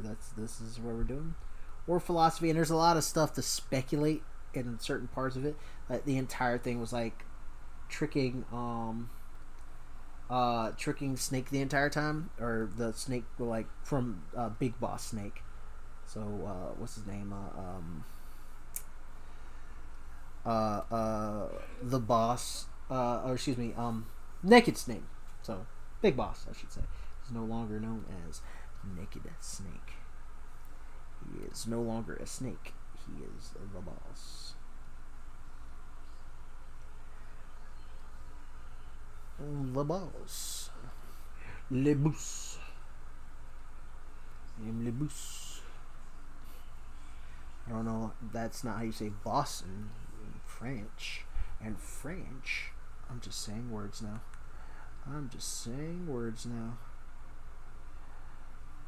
Mama. Don't you love me, mama?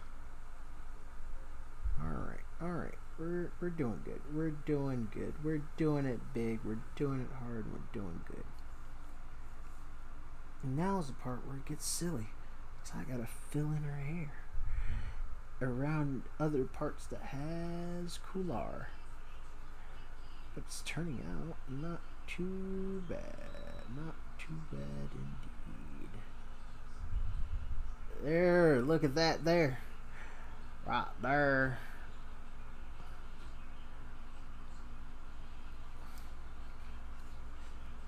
I feel bad that my stream dropped. That makes me feel really upset. I'm really sad that my stream decided it just wanted to stop. Mid-stream, too. That's the most annoying part. Most annoying part is like, oh, okay. Just nothing? Okay, cool. Makes me look silly every time. Makes me look silly every time. Every time I look silly. When the internet decides it wants to go wiggly woo. Okay.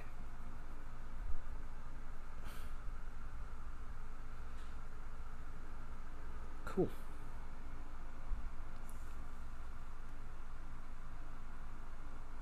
Cool.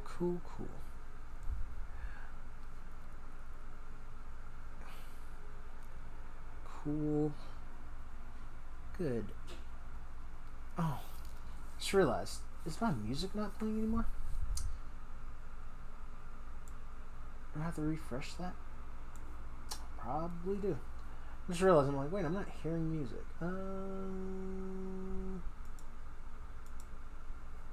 There it is.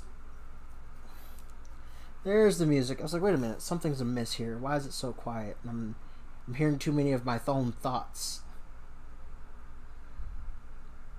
Oh, Metal Gear. Wasn't that?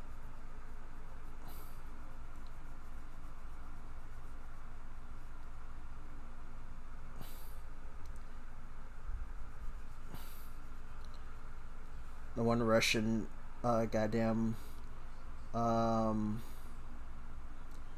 Russian composer who's like, "That's my song. You stole my song." Was it Henry Grayson Williams? I think his name is. Like, did the theme for Metal Gear. Give me all this. Give me all of this.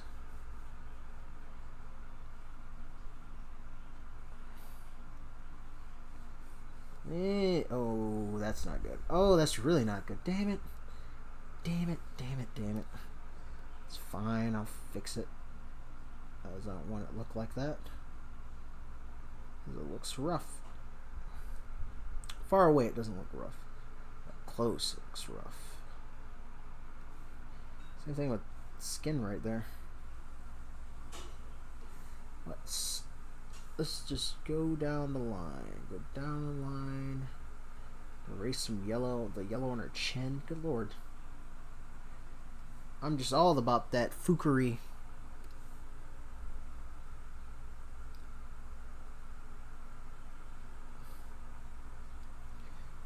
Is this this is Zangief. Zangief. Not looking at the screen, so I can't see if it's if I'm right or what they call this particular version of Zangief. Zangief's theme from Street Fighter. Could talk about Street Fighter. Jesus Christ, Street Fighter story is just like Street Fighter's. The problem with Street Fighter story is Street Fighter story is everywhere, on a lot of in a lot of different ways. Like, it's just everywhere in a lot of different ways.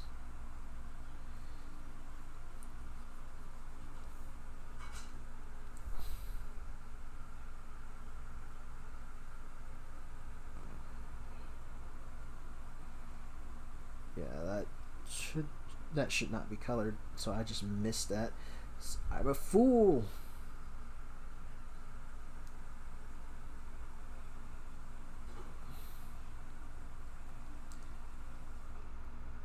There we go.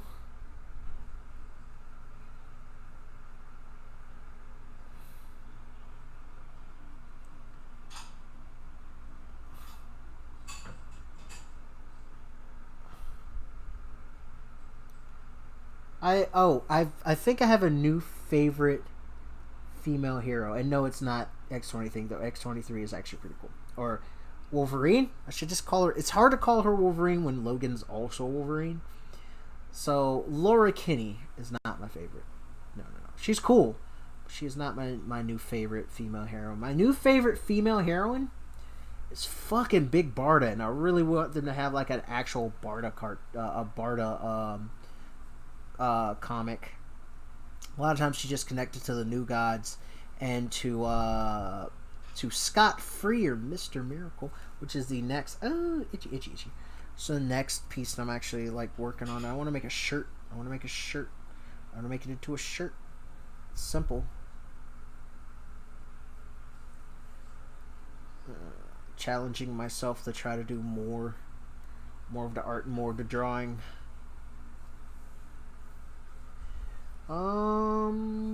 That needs to get fixed. So,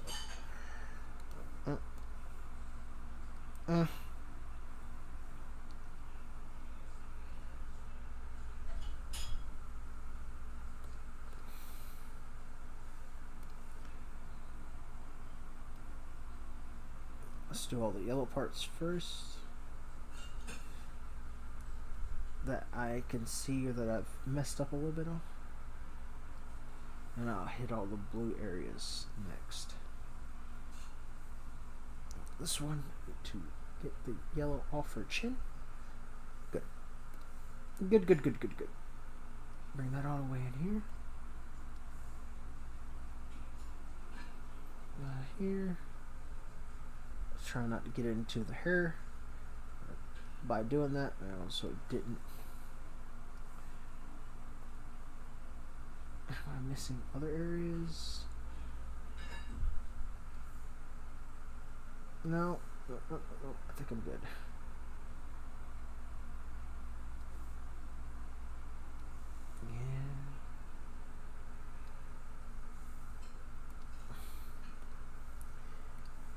Let's clean that up. Here.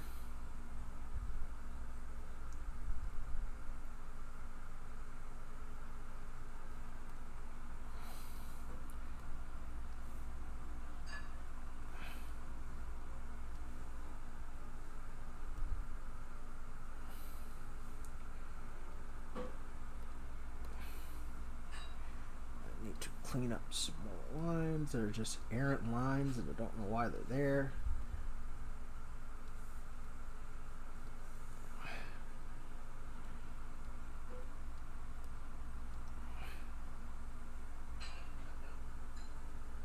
I don't have the foggiest idea what I'm bloody listening to right now, but I like it. So happy, like freaking Euro poppy.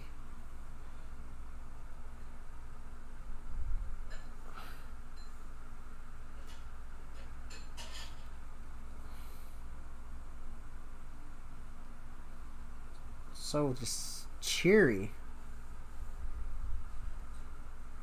Cheery.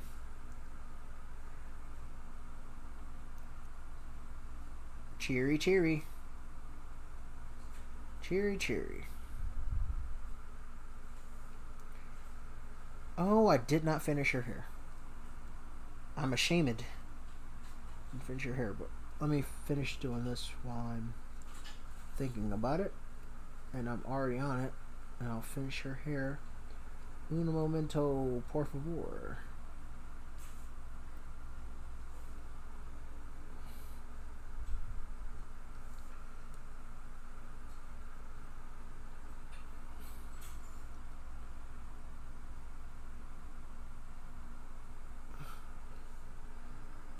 Just trying to... Oh, it's a Mario thing, not Yoshi.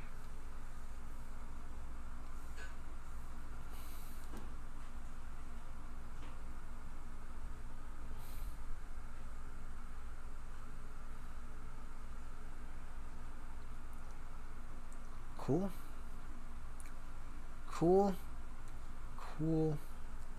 Finish your hair. Because hair is important, guys.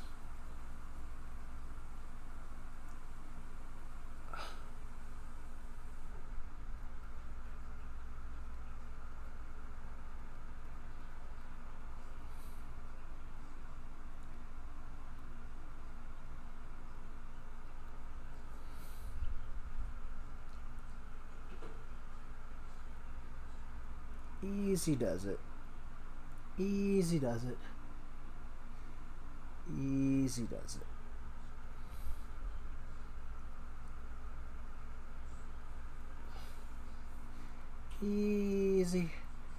Easy does it. Okay. And when I give her detail, that'd be great.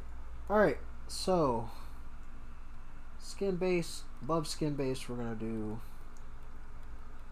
I don't want to make a folder in a folder. We're gonna do teeth first. That's not how you spell teeth. That's how you spell teeth. I'm gonna do teeth base so that I know.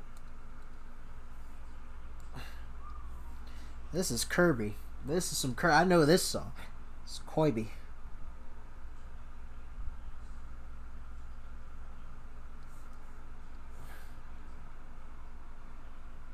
Kind of like her having black lipstick, but I kind of don't.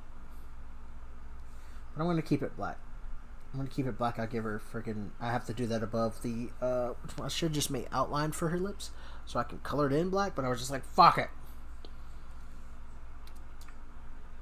Oh, so above her line layer, I'm gonna have to do white, which I'm kind of not okay with. But you know, it is what it is, right? It is what it is.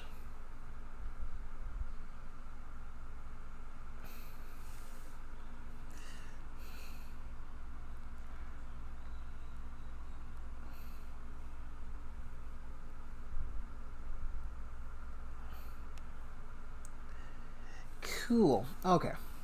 So I got to erase part of that. I think I saw. Didn't I see a bit of her skin that wasn't covered? Lean up closer a little. Oh, actually, I can. Ah, fuck. I'm gonna do it. I'm gonna do it. I'm gonna bite the bullet and do it. Here. This is gonna be excruciating. So if I mess this up, it's gonna look really bad. Oh, that's oil paint.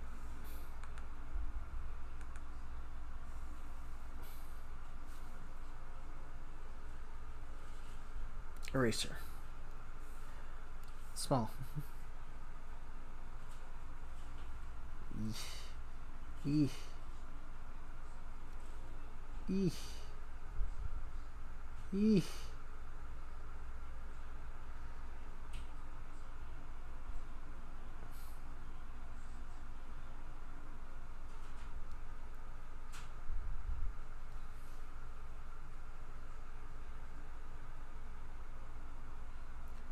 I can always just...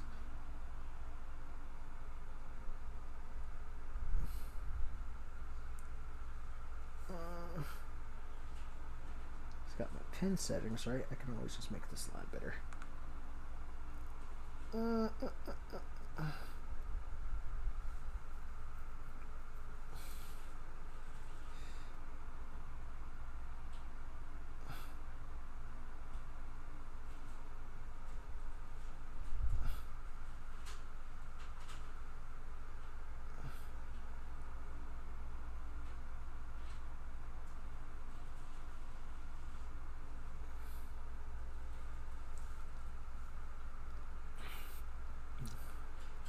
Yeah, we'll do this. Ha ha ha.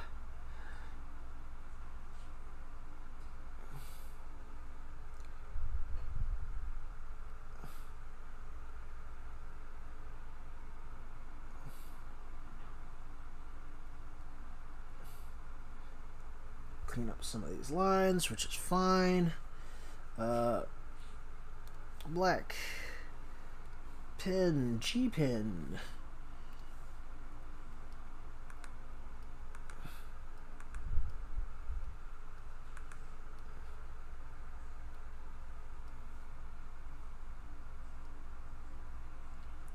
That line actually came out pretty damn sweet.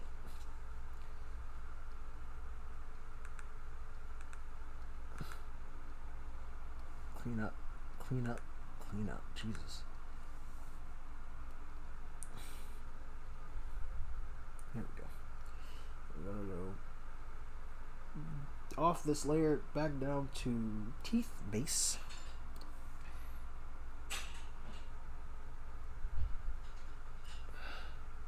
Oof. Itchy, itchy nose. Itchy, itchy nose.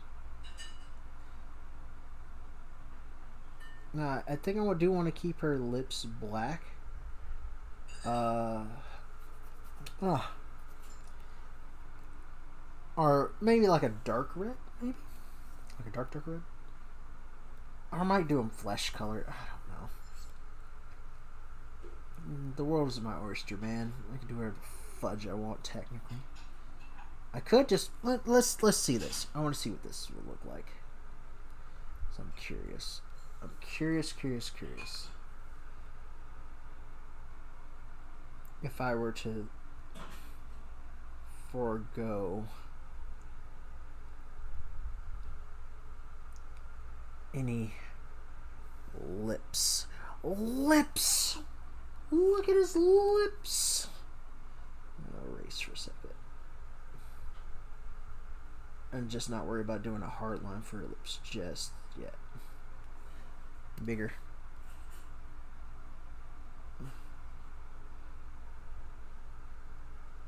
Wow.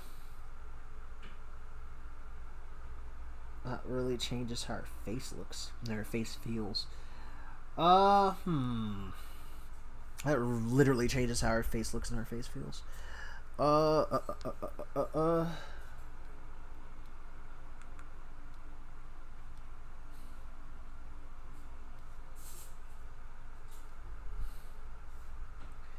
Hmm. I don't know. I'm kind of torn. I'm kind of torn on how I want to do this.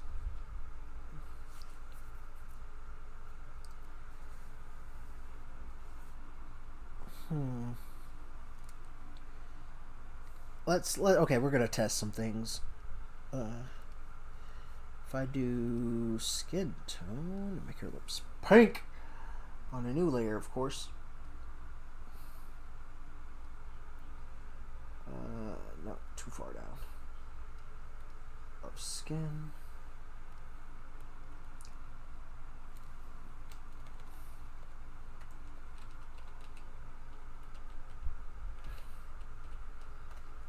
Let's test this theory out. Here.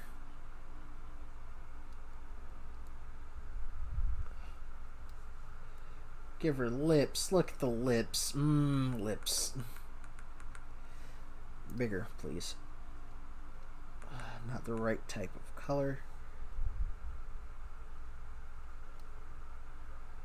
Yeah, I think I'm gonna have to go with the fucking. Oh, actually, there we go. That's a better color. Complementary.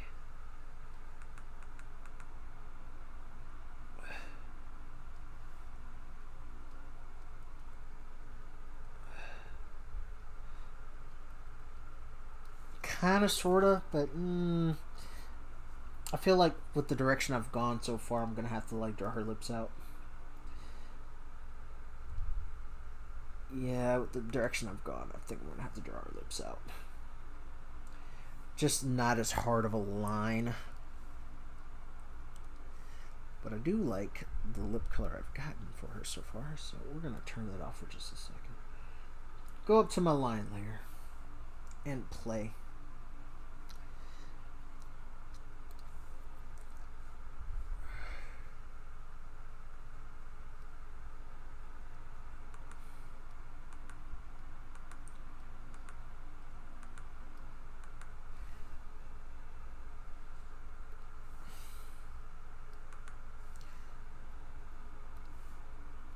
Change your nose a little bit too.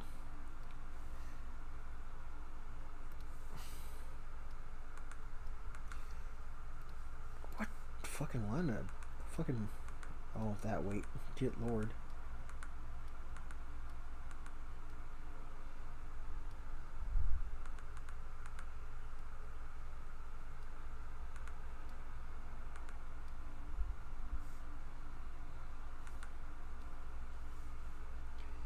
There we go. Looks a little bit better. I'm gonna lower that though.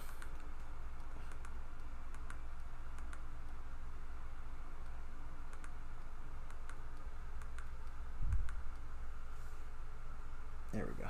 That's better. Okay, so for her lips.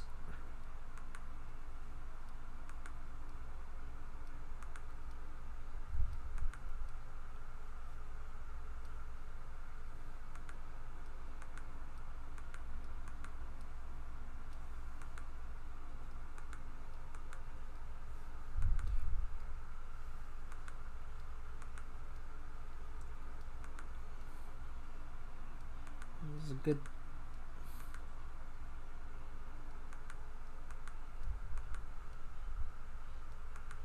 Because I don't want them to be too dark. Ooh, something's in my ear.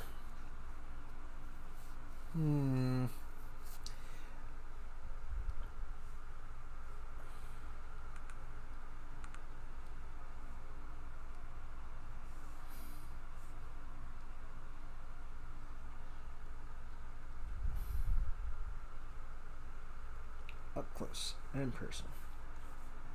Let's.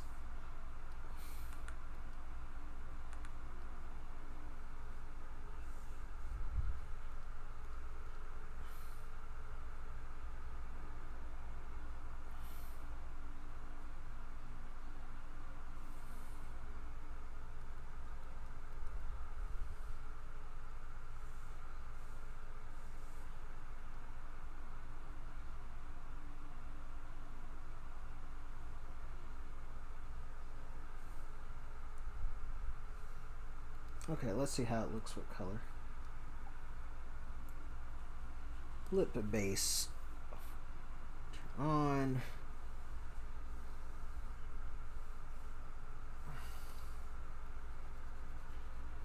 I don't know. No.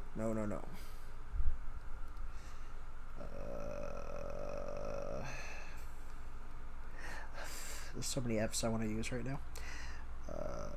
Let's give her dark. Preferably if I have my thing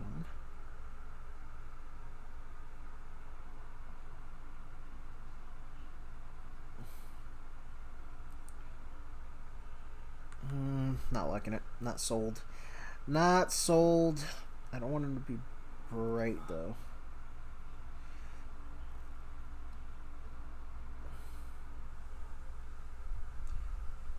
Kind of like the black I was going with.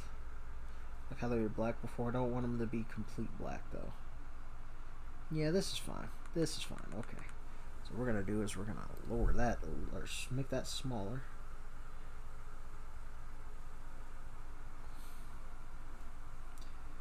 And give her black lipstick that I can make a little shiny later. A little shiny later.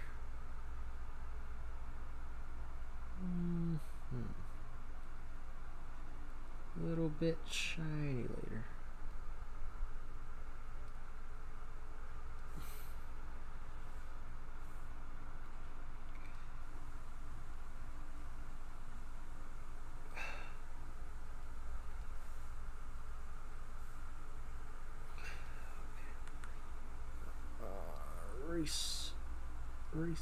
Race. And go down up to teeth. Clean up my lines here.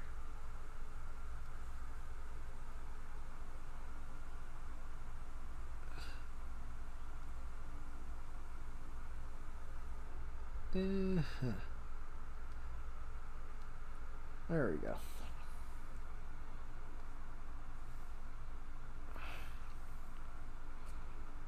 Lip base. No.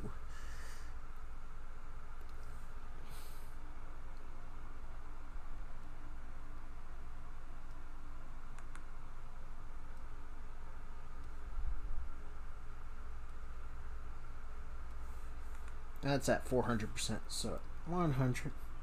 You can't even notice it.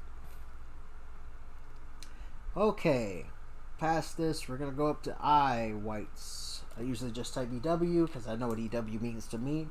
It means you. Disgusting. Did I use a darker color for his eyes. Okay. And I'm still going to have to go through all his stuff and tighten him up. But I might do it reverse and just finish or start working on her detail. This part is the part that's just like, ugh. My brain has so much trouble focusing at this point. Literally at this point of the thing, it's just like my brain's just like, I don't wanna. I'm like, please. It's like, no. And I'm like, please. It's like, no. So boring. I'm like, shut up, brain. This isn't boring. We want to do this. Yeah, but can it just be perfect and done? I'm like, no, this takes time. The brain's like, this is dumb and I hate you. And I'm like, don't you dare. So you don't hate me. And it's like, I do. And I'm like, oh, why do you hate me? It's because you're dumb and I hate you. It's like, explain anything, but I mean, however, I suppose you're entitled to your feelings, brain. As long as you don't do anything rash, like create rashes, which brain sometimes goes like, I do what I want, and it does anyway. Okay.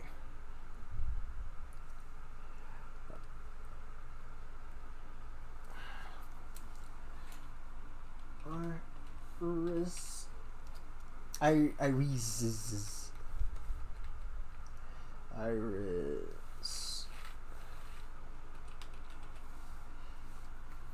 When I do anime drawings, I usually do like a separate layer for eyes.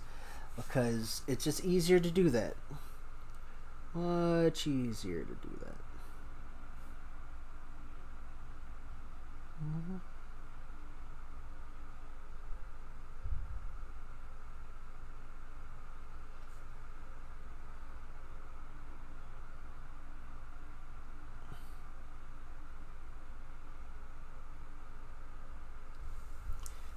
And there, we got our base done. So what are we looking at? What are we looking at here? We like a full grill.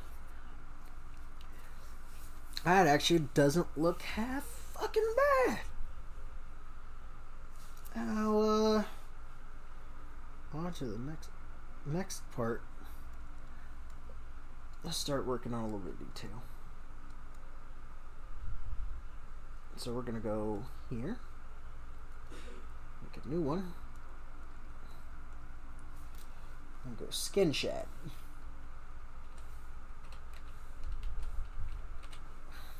So much easier to draw this thing without like trying to tell you a story. But I like telling stories and stuff. It keeps me entertained too while I'm trying to entertain you. Who that be watching me? Go ahead and say hi. Just say hi to me. Unless it's me that's watching me. That's weird. And if you're watching this later, hello. I hope you're doing well. Watercolor.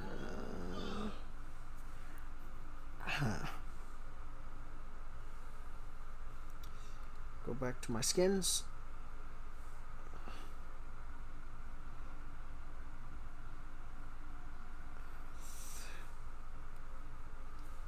No.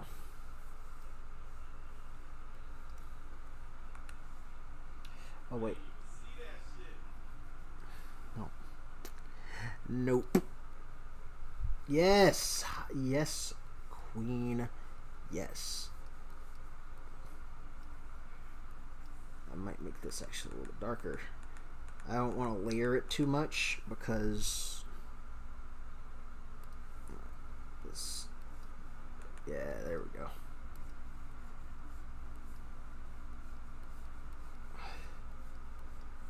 Do want to have like a light.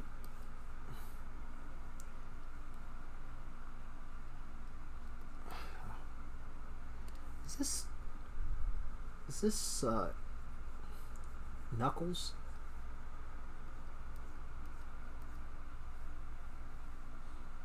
Yeah, it's Knuckles.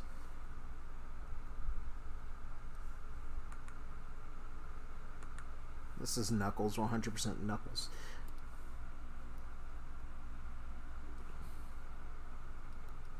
Yep.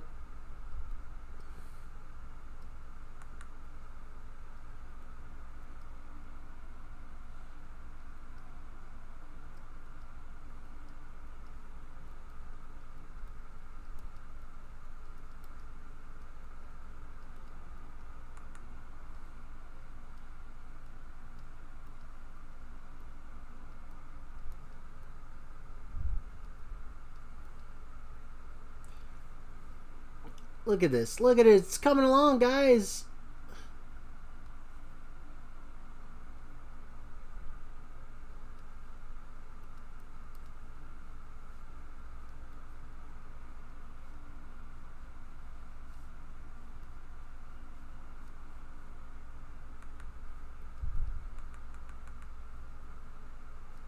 Is this the Bronx Rican? Jose the Bronx Rican? Because this sounds like who this is.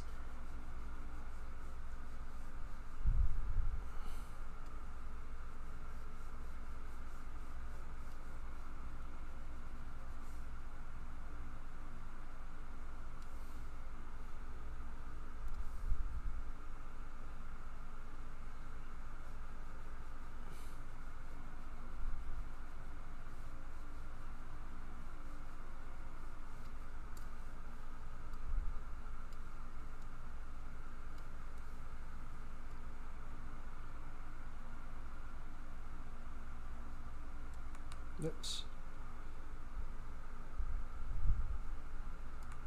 Oh, shit. Double shit. Triple shit. Shit-tacular. Shit, Tacalypse. Look at that. Oh, God. Oh. Oh, you hair.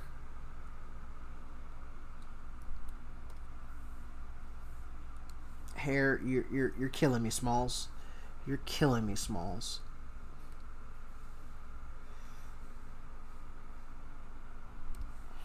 So back to 8 when I'm done with this.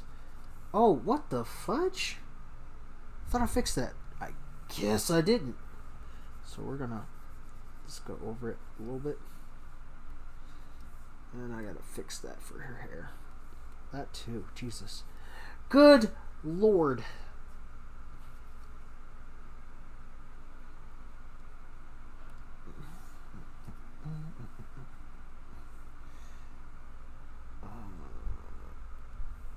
I need you to go for a second.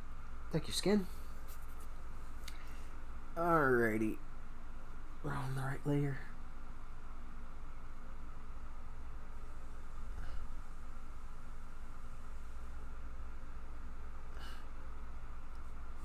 Good. Make that smaller.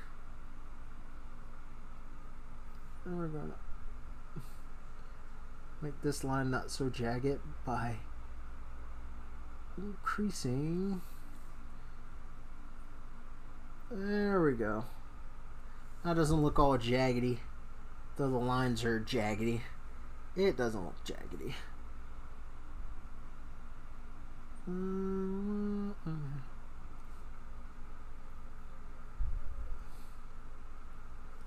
Oof, that looks rough. That looks rough. I'm not going to do that. I will try to connect it a little bit more. Okay. Not too much because it's coming off as being a little bad. It's fine. That's fine. It's fine. It's fine.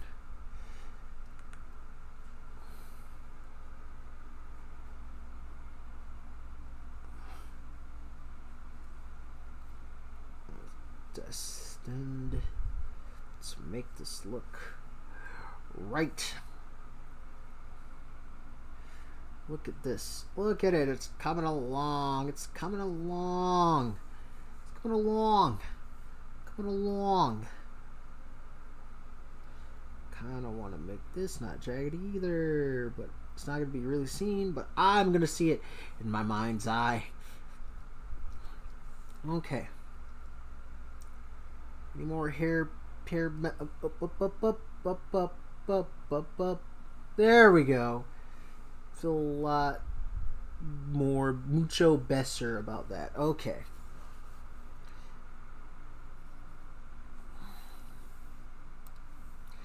Alright, back to Skin Shad.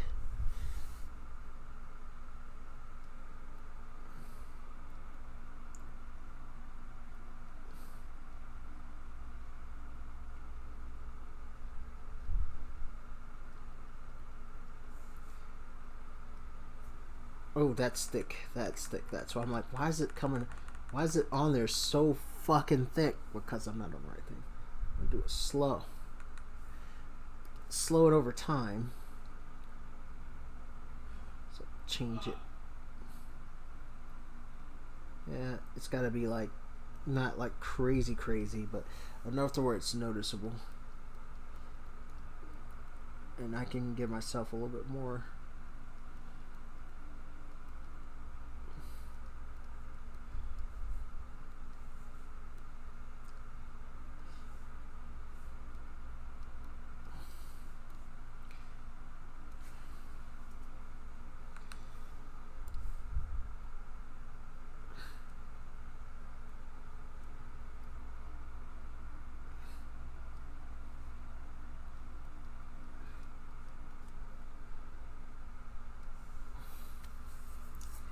How's that look at far away? Ooh.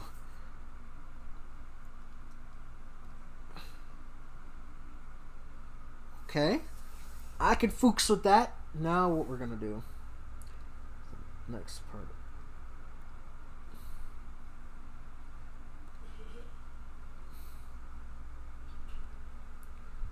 Am I doing that right?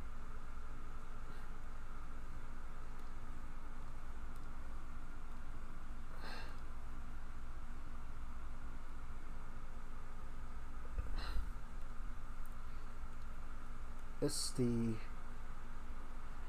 Yeah, it's the line above it. Okay, I'm just making sure I'm not fudging this. So it could be. But I'm not.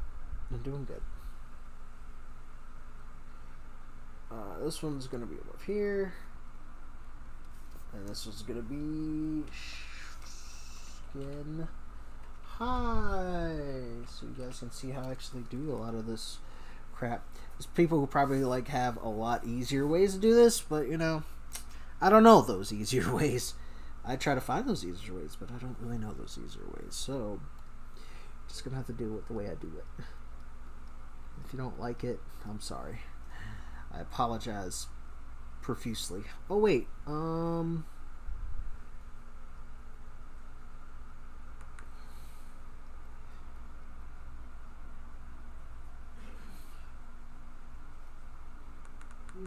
she has a bang going across your face.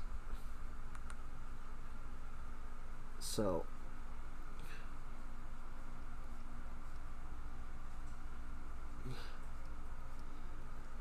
gotta make it like go with the stuff, right?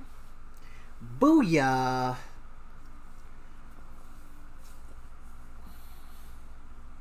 Look at it. Look at her. She looks so good. Especially when I start putting even more detail on it. Skin high. Skin high. So that would be right about here, I'm guessing. And what we're going to do is we're going to cross the ridge of her nose.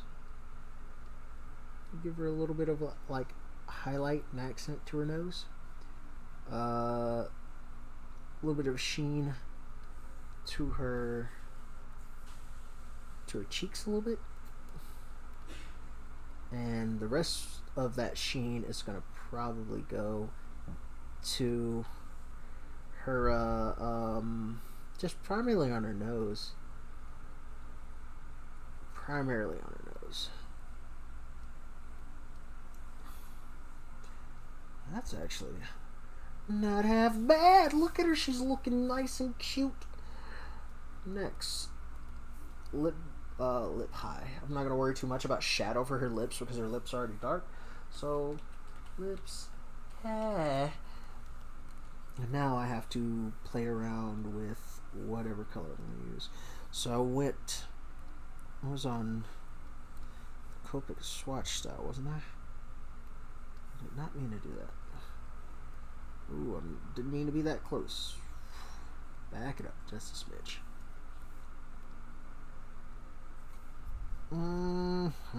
Yes, I was. What color is this?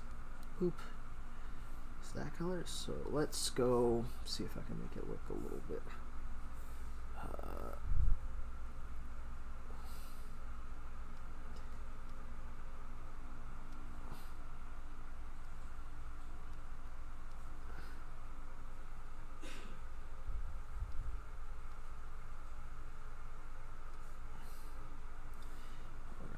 Just lighten that up a little bit more.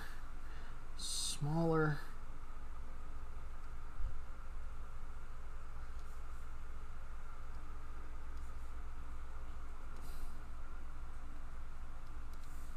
There we go.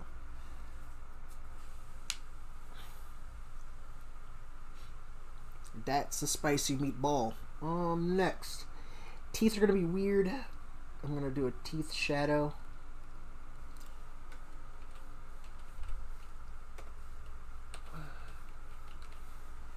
Teeth shad. Ugh.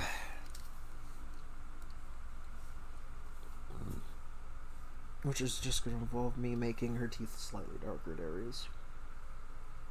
So, like, example, here, Wolverine's like, oh no, they kept his teeth the same goddamn fucking thing. Maybe another one. Oh, really? They don't really, like, focus too much on it. I'm going to focus on it because it looks really fucking weird. Their teeth being like pearly white. Let's make it a little bigger.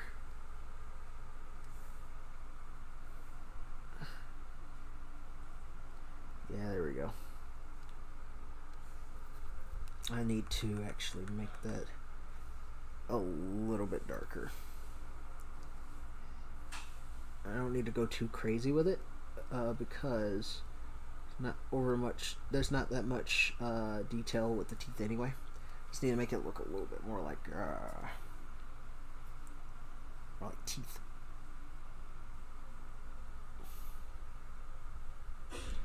Just, still looks a little off. A little off. Okay.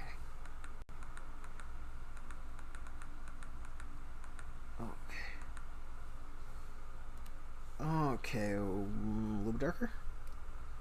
And what we're gonna do is we're gonna focus a little bit more.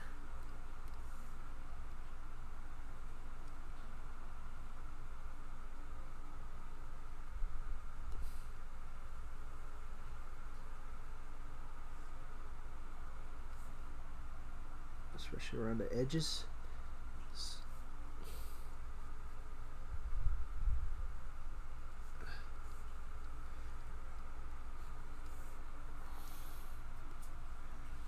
There we go.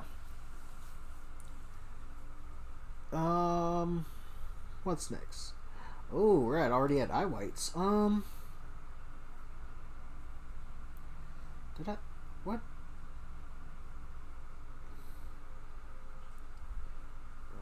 Move you down. It's right above EW. I think I want to work on eyes last, so I'm not going to worry about that too much. This part's going to be a little bit tricky. For me, anyway.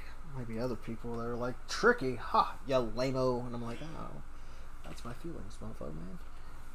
Yellow.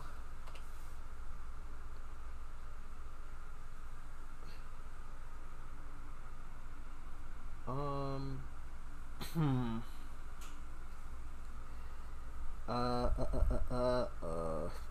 don't know how to do this.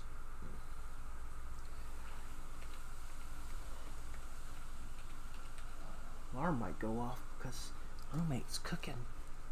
What is that? That's a bug on the wall. Give me just a second, guys. I gotta kill a bug on the wall. Oof. Stay there. Stay there. Don't move.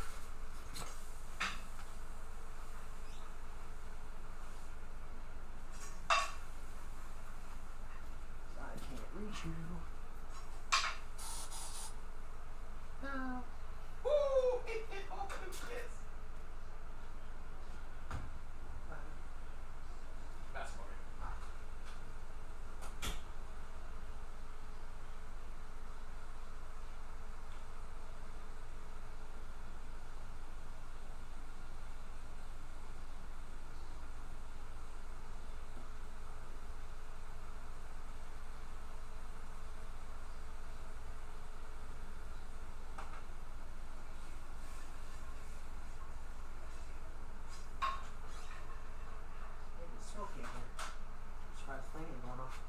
Yeah, I've been watching it closely.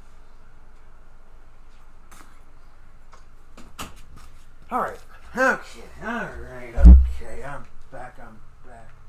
I'm back with a vengeance. I'm right in the doom.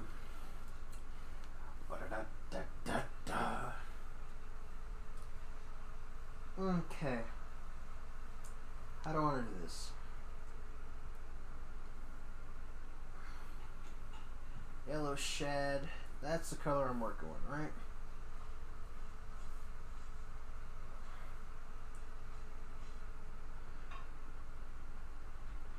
Let's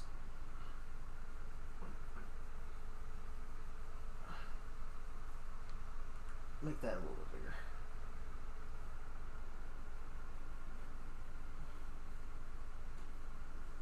Yeah. I need a little bit darker yellow. Yeah, there we go. I think I made that a bit too dark. I think I'm gonna use that one.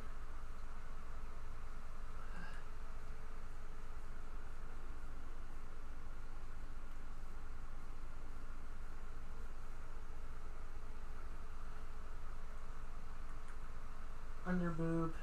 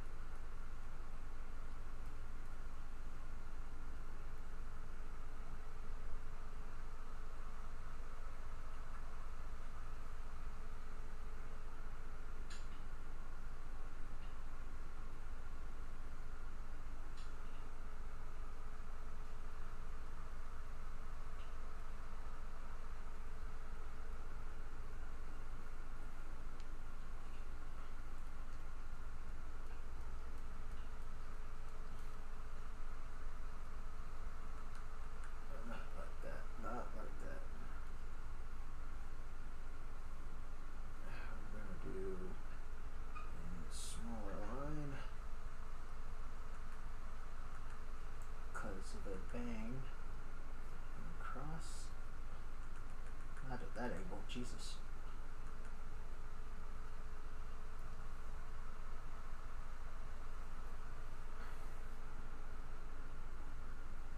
I'm digging the song.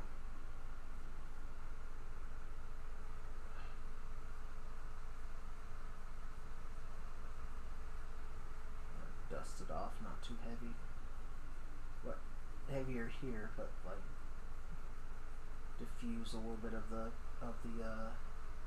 shadow that way. That's some good looking lines.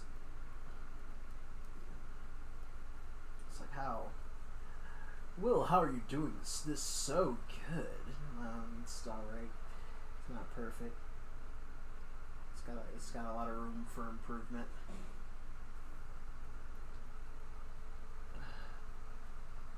Just moderately keeps me sane.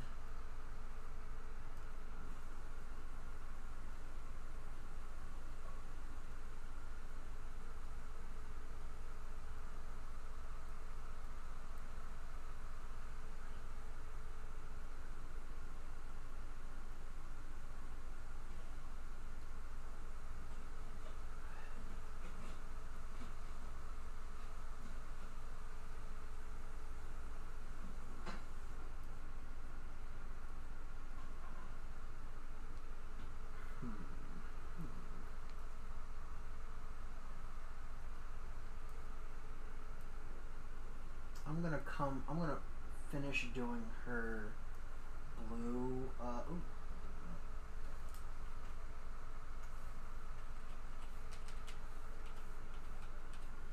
I'm gonna finish doing her soup blue base, shad base, before I move on to like doing any highlights or anything. So.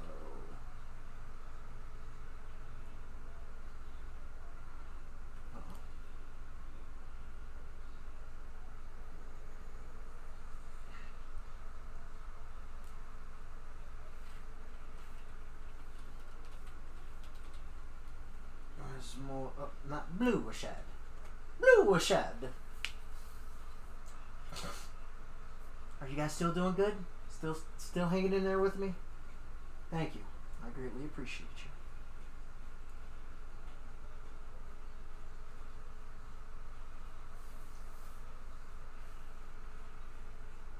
What blue is that? Let's see.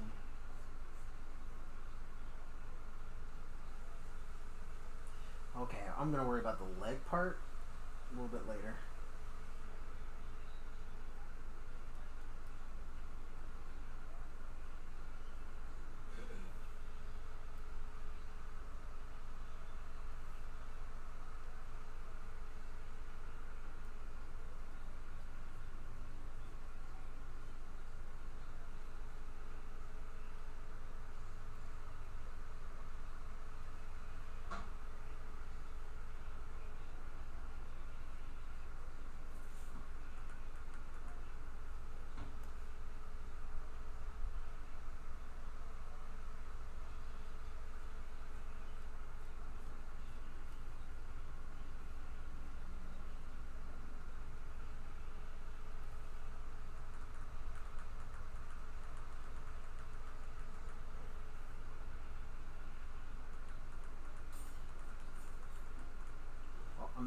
I'm doing a cardinal sin I haven't saved in like a good little minute.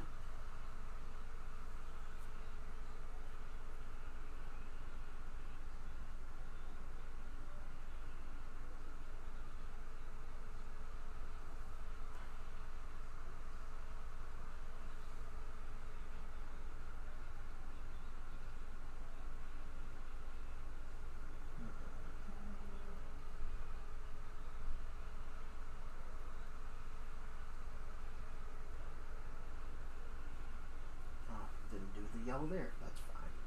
It's fine. It's fine. Just a couple of cups. Hang on.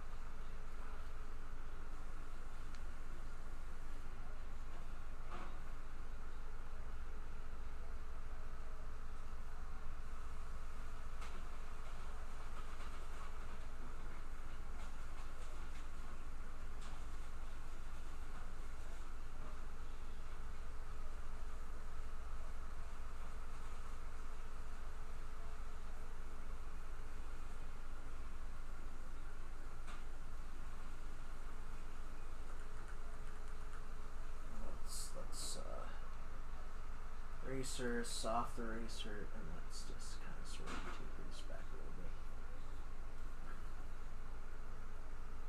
But it would make sense actually that that would not be like that. Boop, boop, boop, boop. Because of your hair's being right now. Your hair's being very like, no. I'm everywhere. So I just need to not make it as like super defined. Easy blending it as I go. And I can do highlights over like part of her suit and stuff like that whenever I wanna go through it, you know, and make specific highlights other places too. So I'm not overly worried about it. It is kind of like times though. It's all gonna be as well. Shadow because of her chin. Oh, I should have did that too. Should have made it for her chin.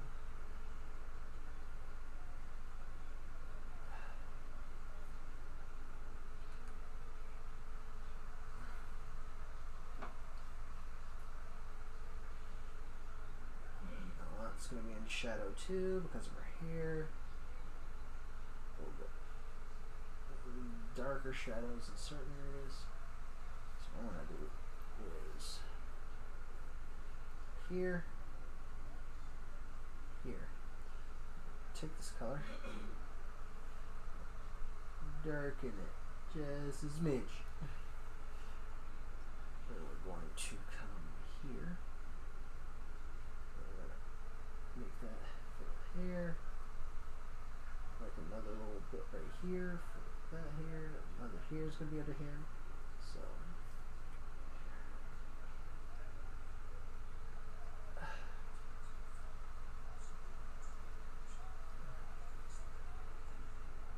Go.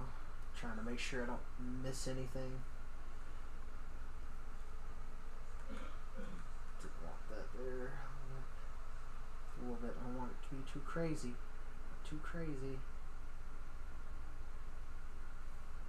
Just back here.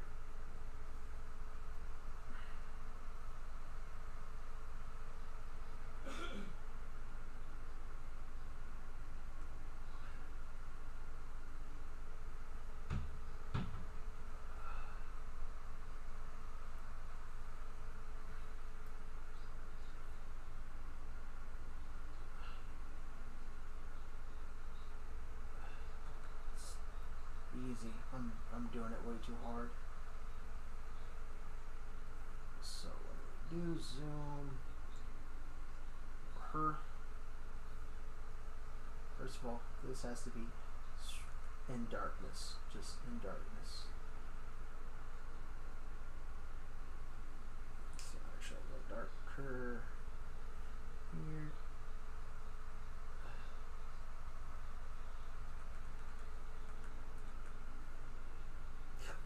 I'm digging this music, man. And shout out the freaking OC remix, man. Know how to fucking make some goddamn soundtracks, man. And all of the collaborators that are a part of OC remix is like really good.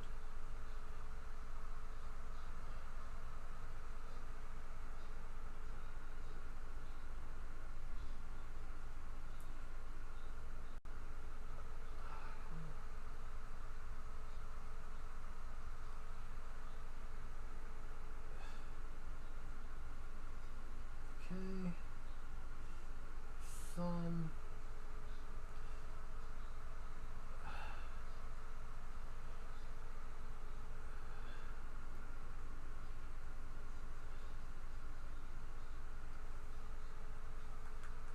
Jesus.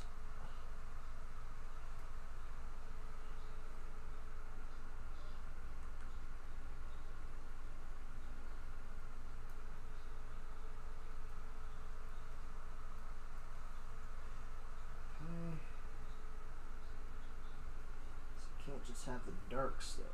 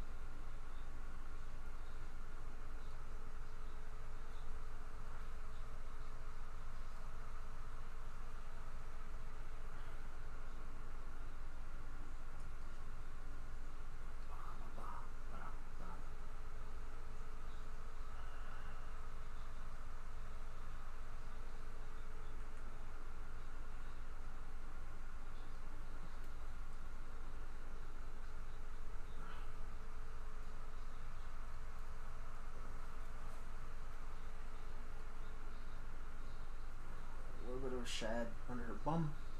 Under her bum, just a little bit. Not too crazy, just a little touch. Just a touch of shad, a little bit.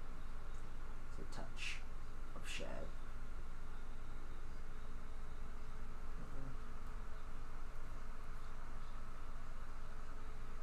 Actually, no. That's not how I want to do that. This is going to be the other part that's going to be like,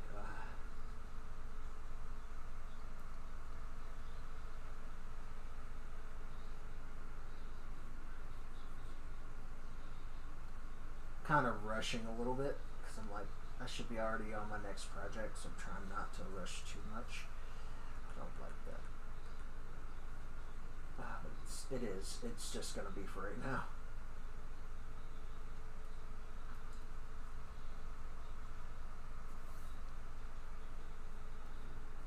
Ugh.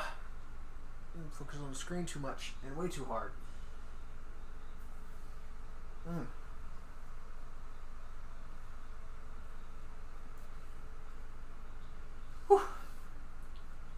Keep going.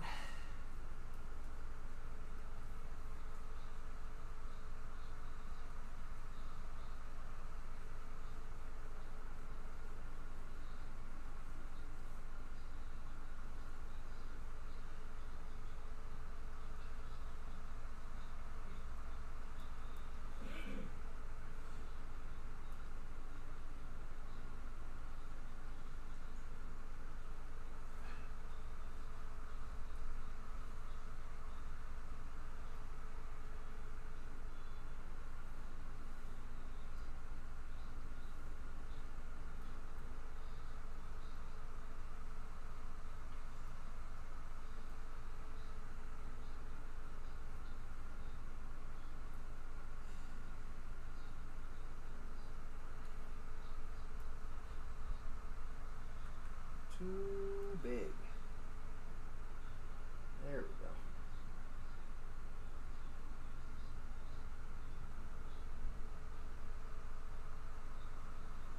Blend it more. Lines are too hard. Yeah, I don't like it. I don't like it. Don't like it at all. There we go.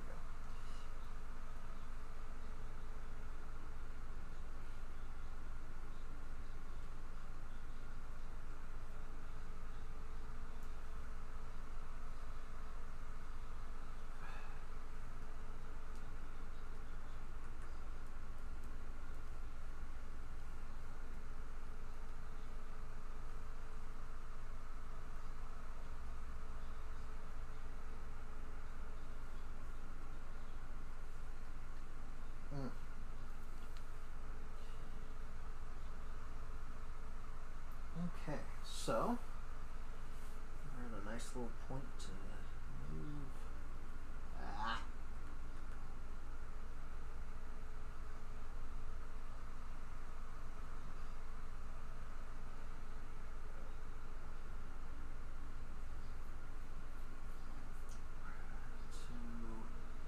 Boop, boop. Uh-oh.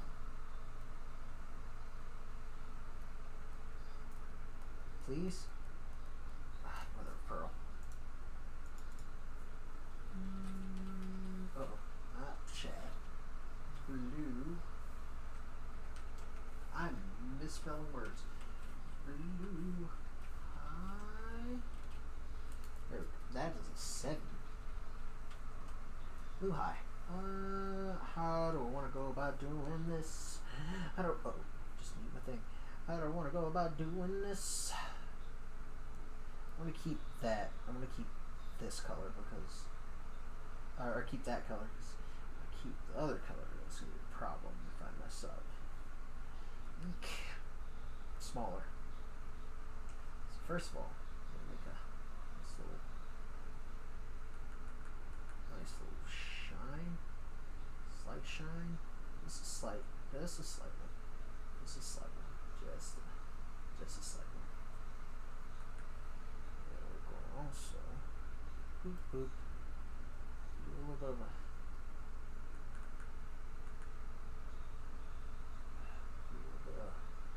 a little bit of shine. A little bit of shine. A little bit of shine.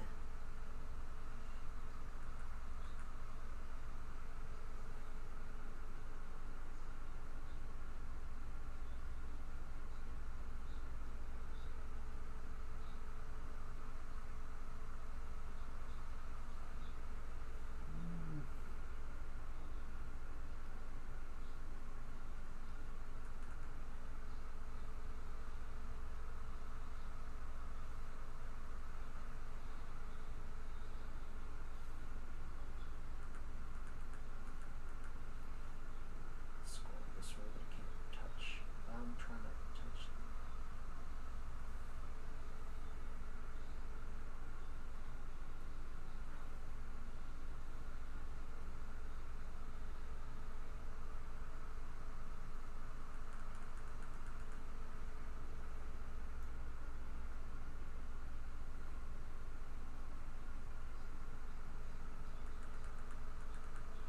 Let's do it this way.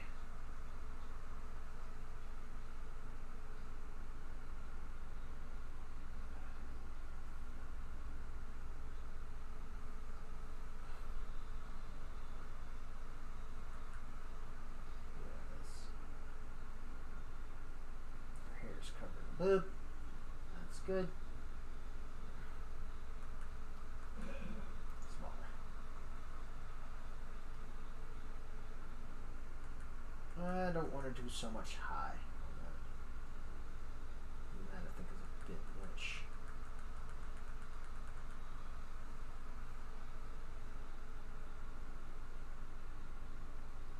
Yeah, I'll make it a little bit lighter.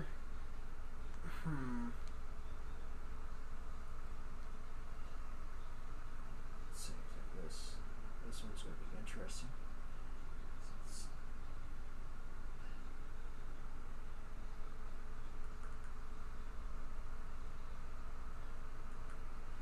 then for help would be like right about there.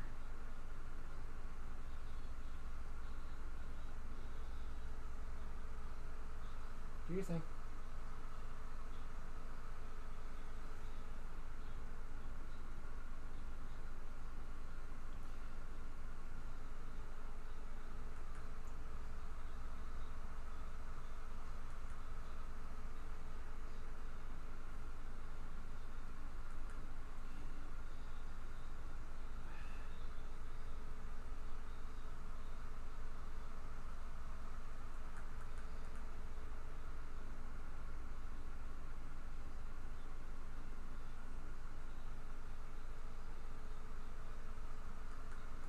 A little bit overboard.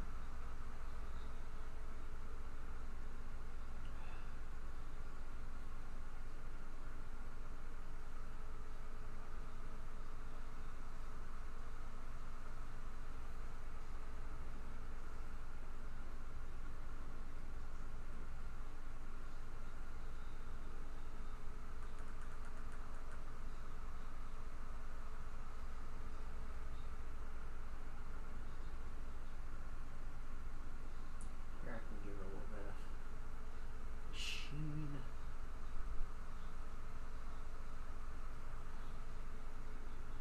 It's over here.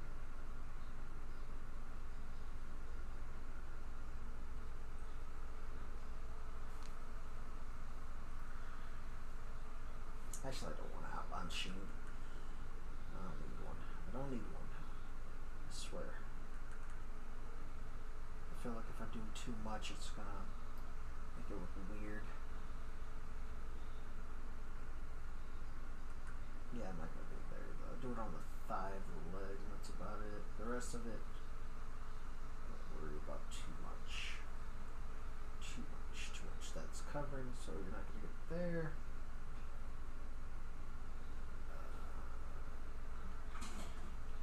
I've done that. I'll go back here and do yellow high.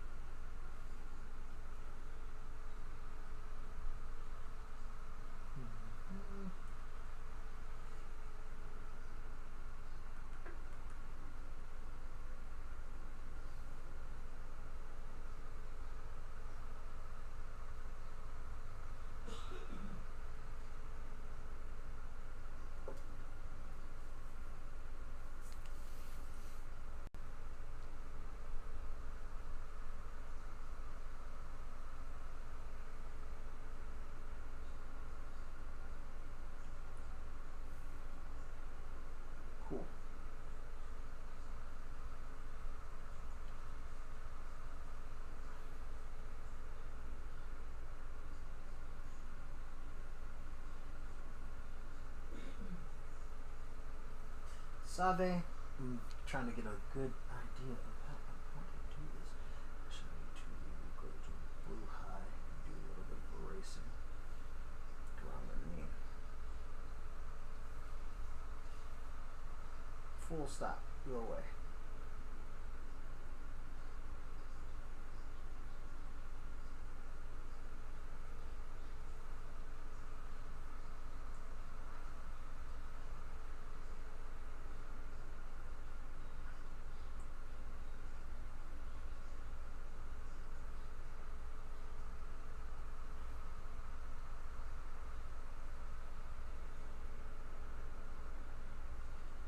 I need to do a little bit more with her face. Back down to skin shed.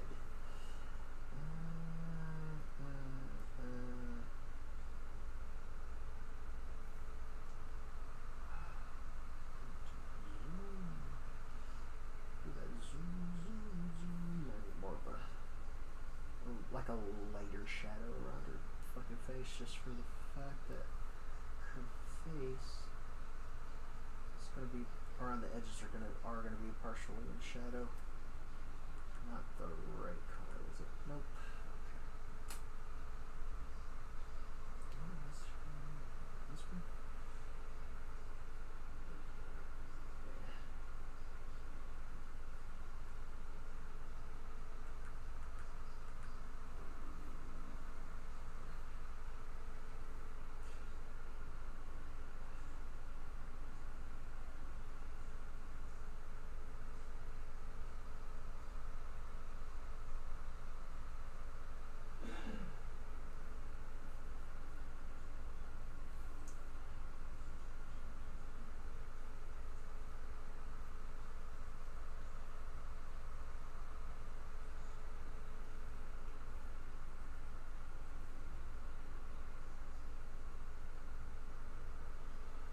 That's better.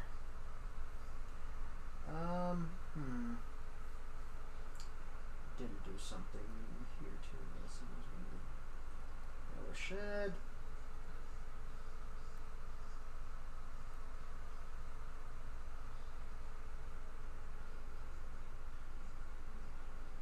I think I'm on the right one.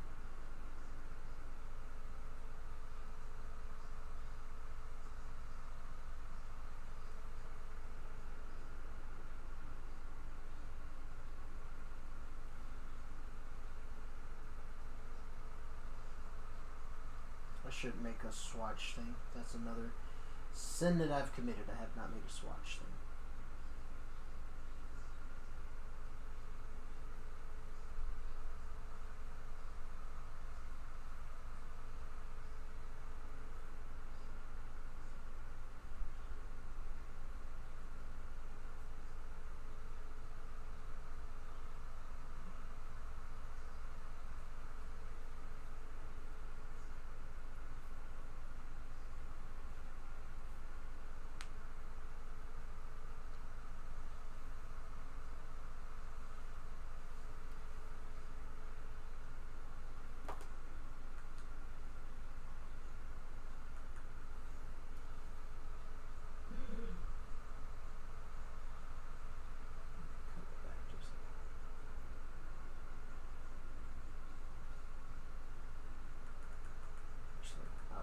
I'll leave it. I'll leave it. I'll leave it. I'll leave it. Blue. Blue shed.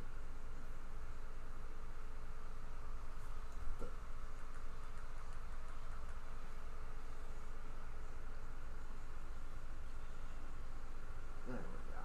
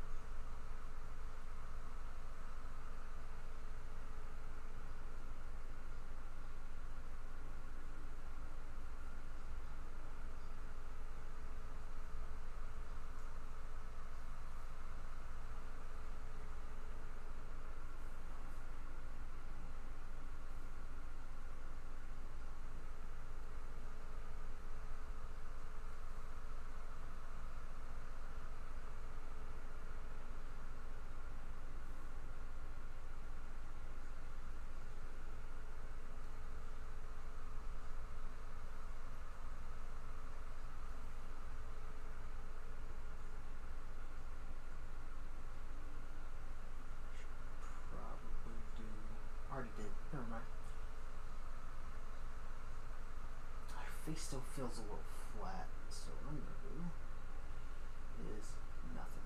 I'm not gonna do a dang thing. Except for one thing. I'm gonna do one thing. Go shed. So just sexy boy, sexy boy. That's your boy toy. Boy toy. Just a sexy boy, sexy boy. That's your boy toy. Boy toy. Make them hot. I'll make them shiver. Their knees get weak. Whenever I'm around. So you walk. You talk. Make them feel like I'm on cloud. Like they're on cloud nine. There we go. Just a sexy boy. Sexy boy.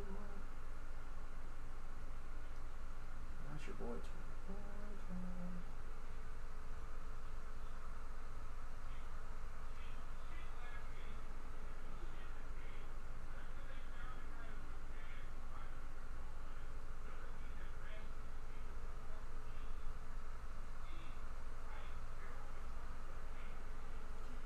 Parsons' eyes feel flat. So.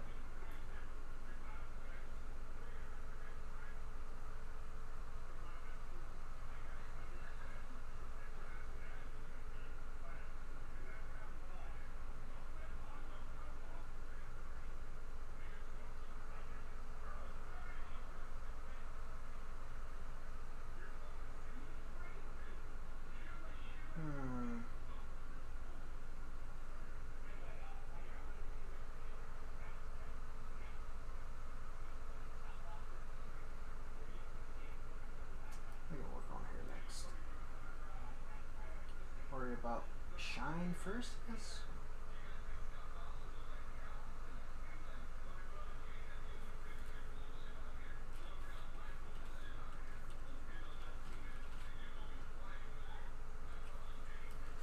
Excuse me. Oh, here comes the fun part. Trying to figure this out. Do not have my mic in front of me.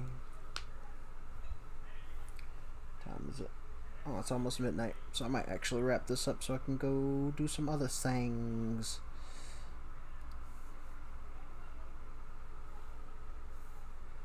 Give me some ideas for hair. Give me some ideas for hair. Could just...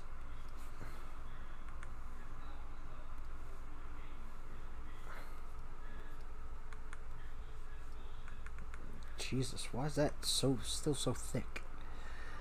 Smaller.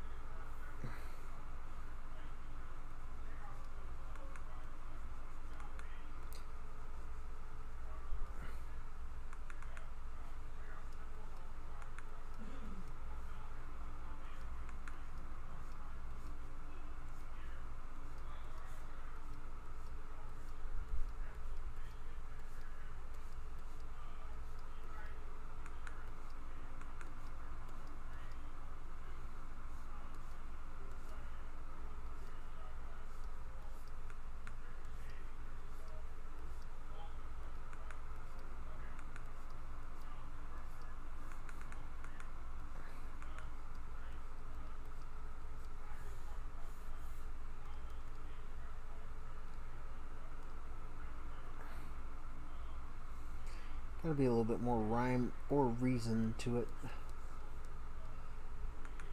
So I could just do this. So how do you draw black hair? I'm actually just might come back to this. I think I've gotten pretty decently far for the time being. So there we go. Make sure. Yeah. Okay. Boom. So yeah, I think I've gotten pretty far for the time being. I'm just kind of taking my time, and I'm partially half distracted too. So, X23 is coming out a little bit. I might tune up some of her lines a little bit next time.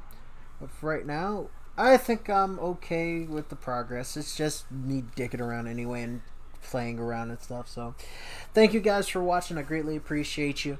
If you like what you saw, tell your friends. Be like, hey, that guy, he talks about stuff and plays games and draws. And I like that. Tell them to follow me on twitch.tv/LittleLoneliestWolfBC. Greatly appreciate you. I cannot state that enough.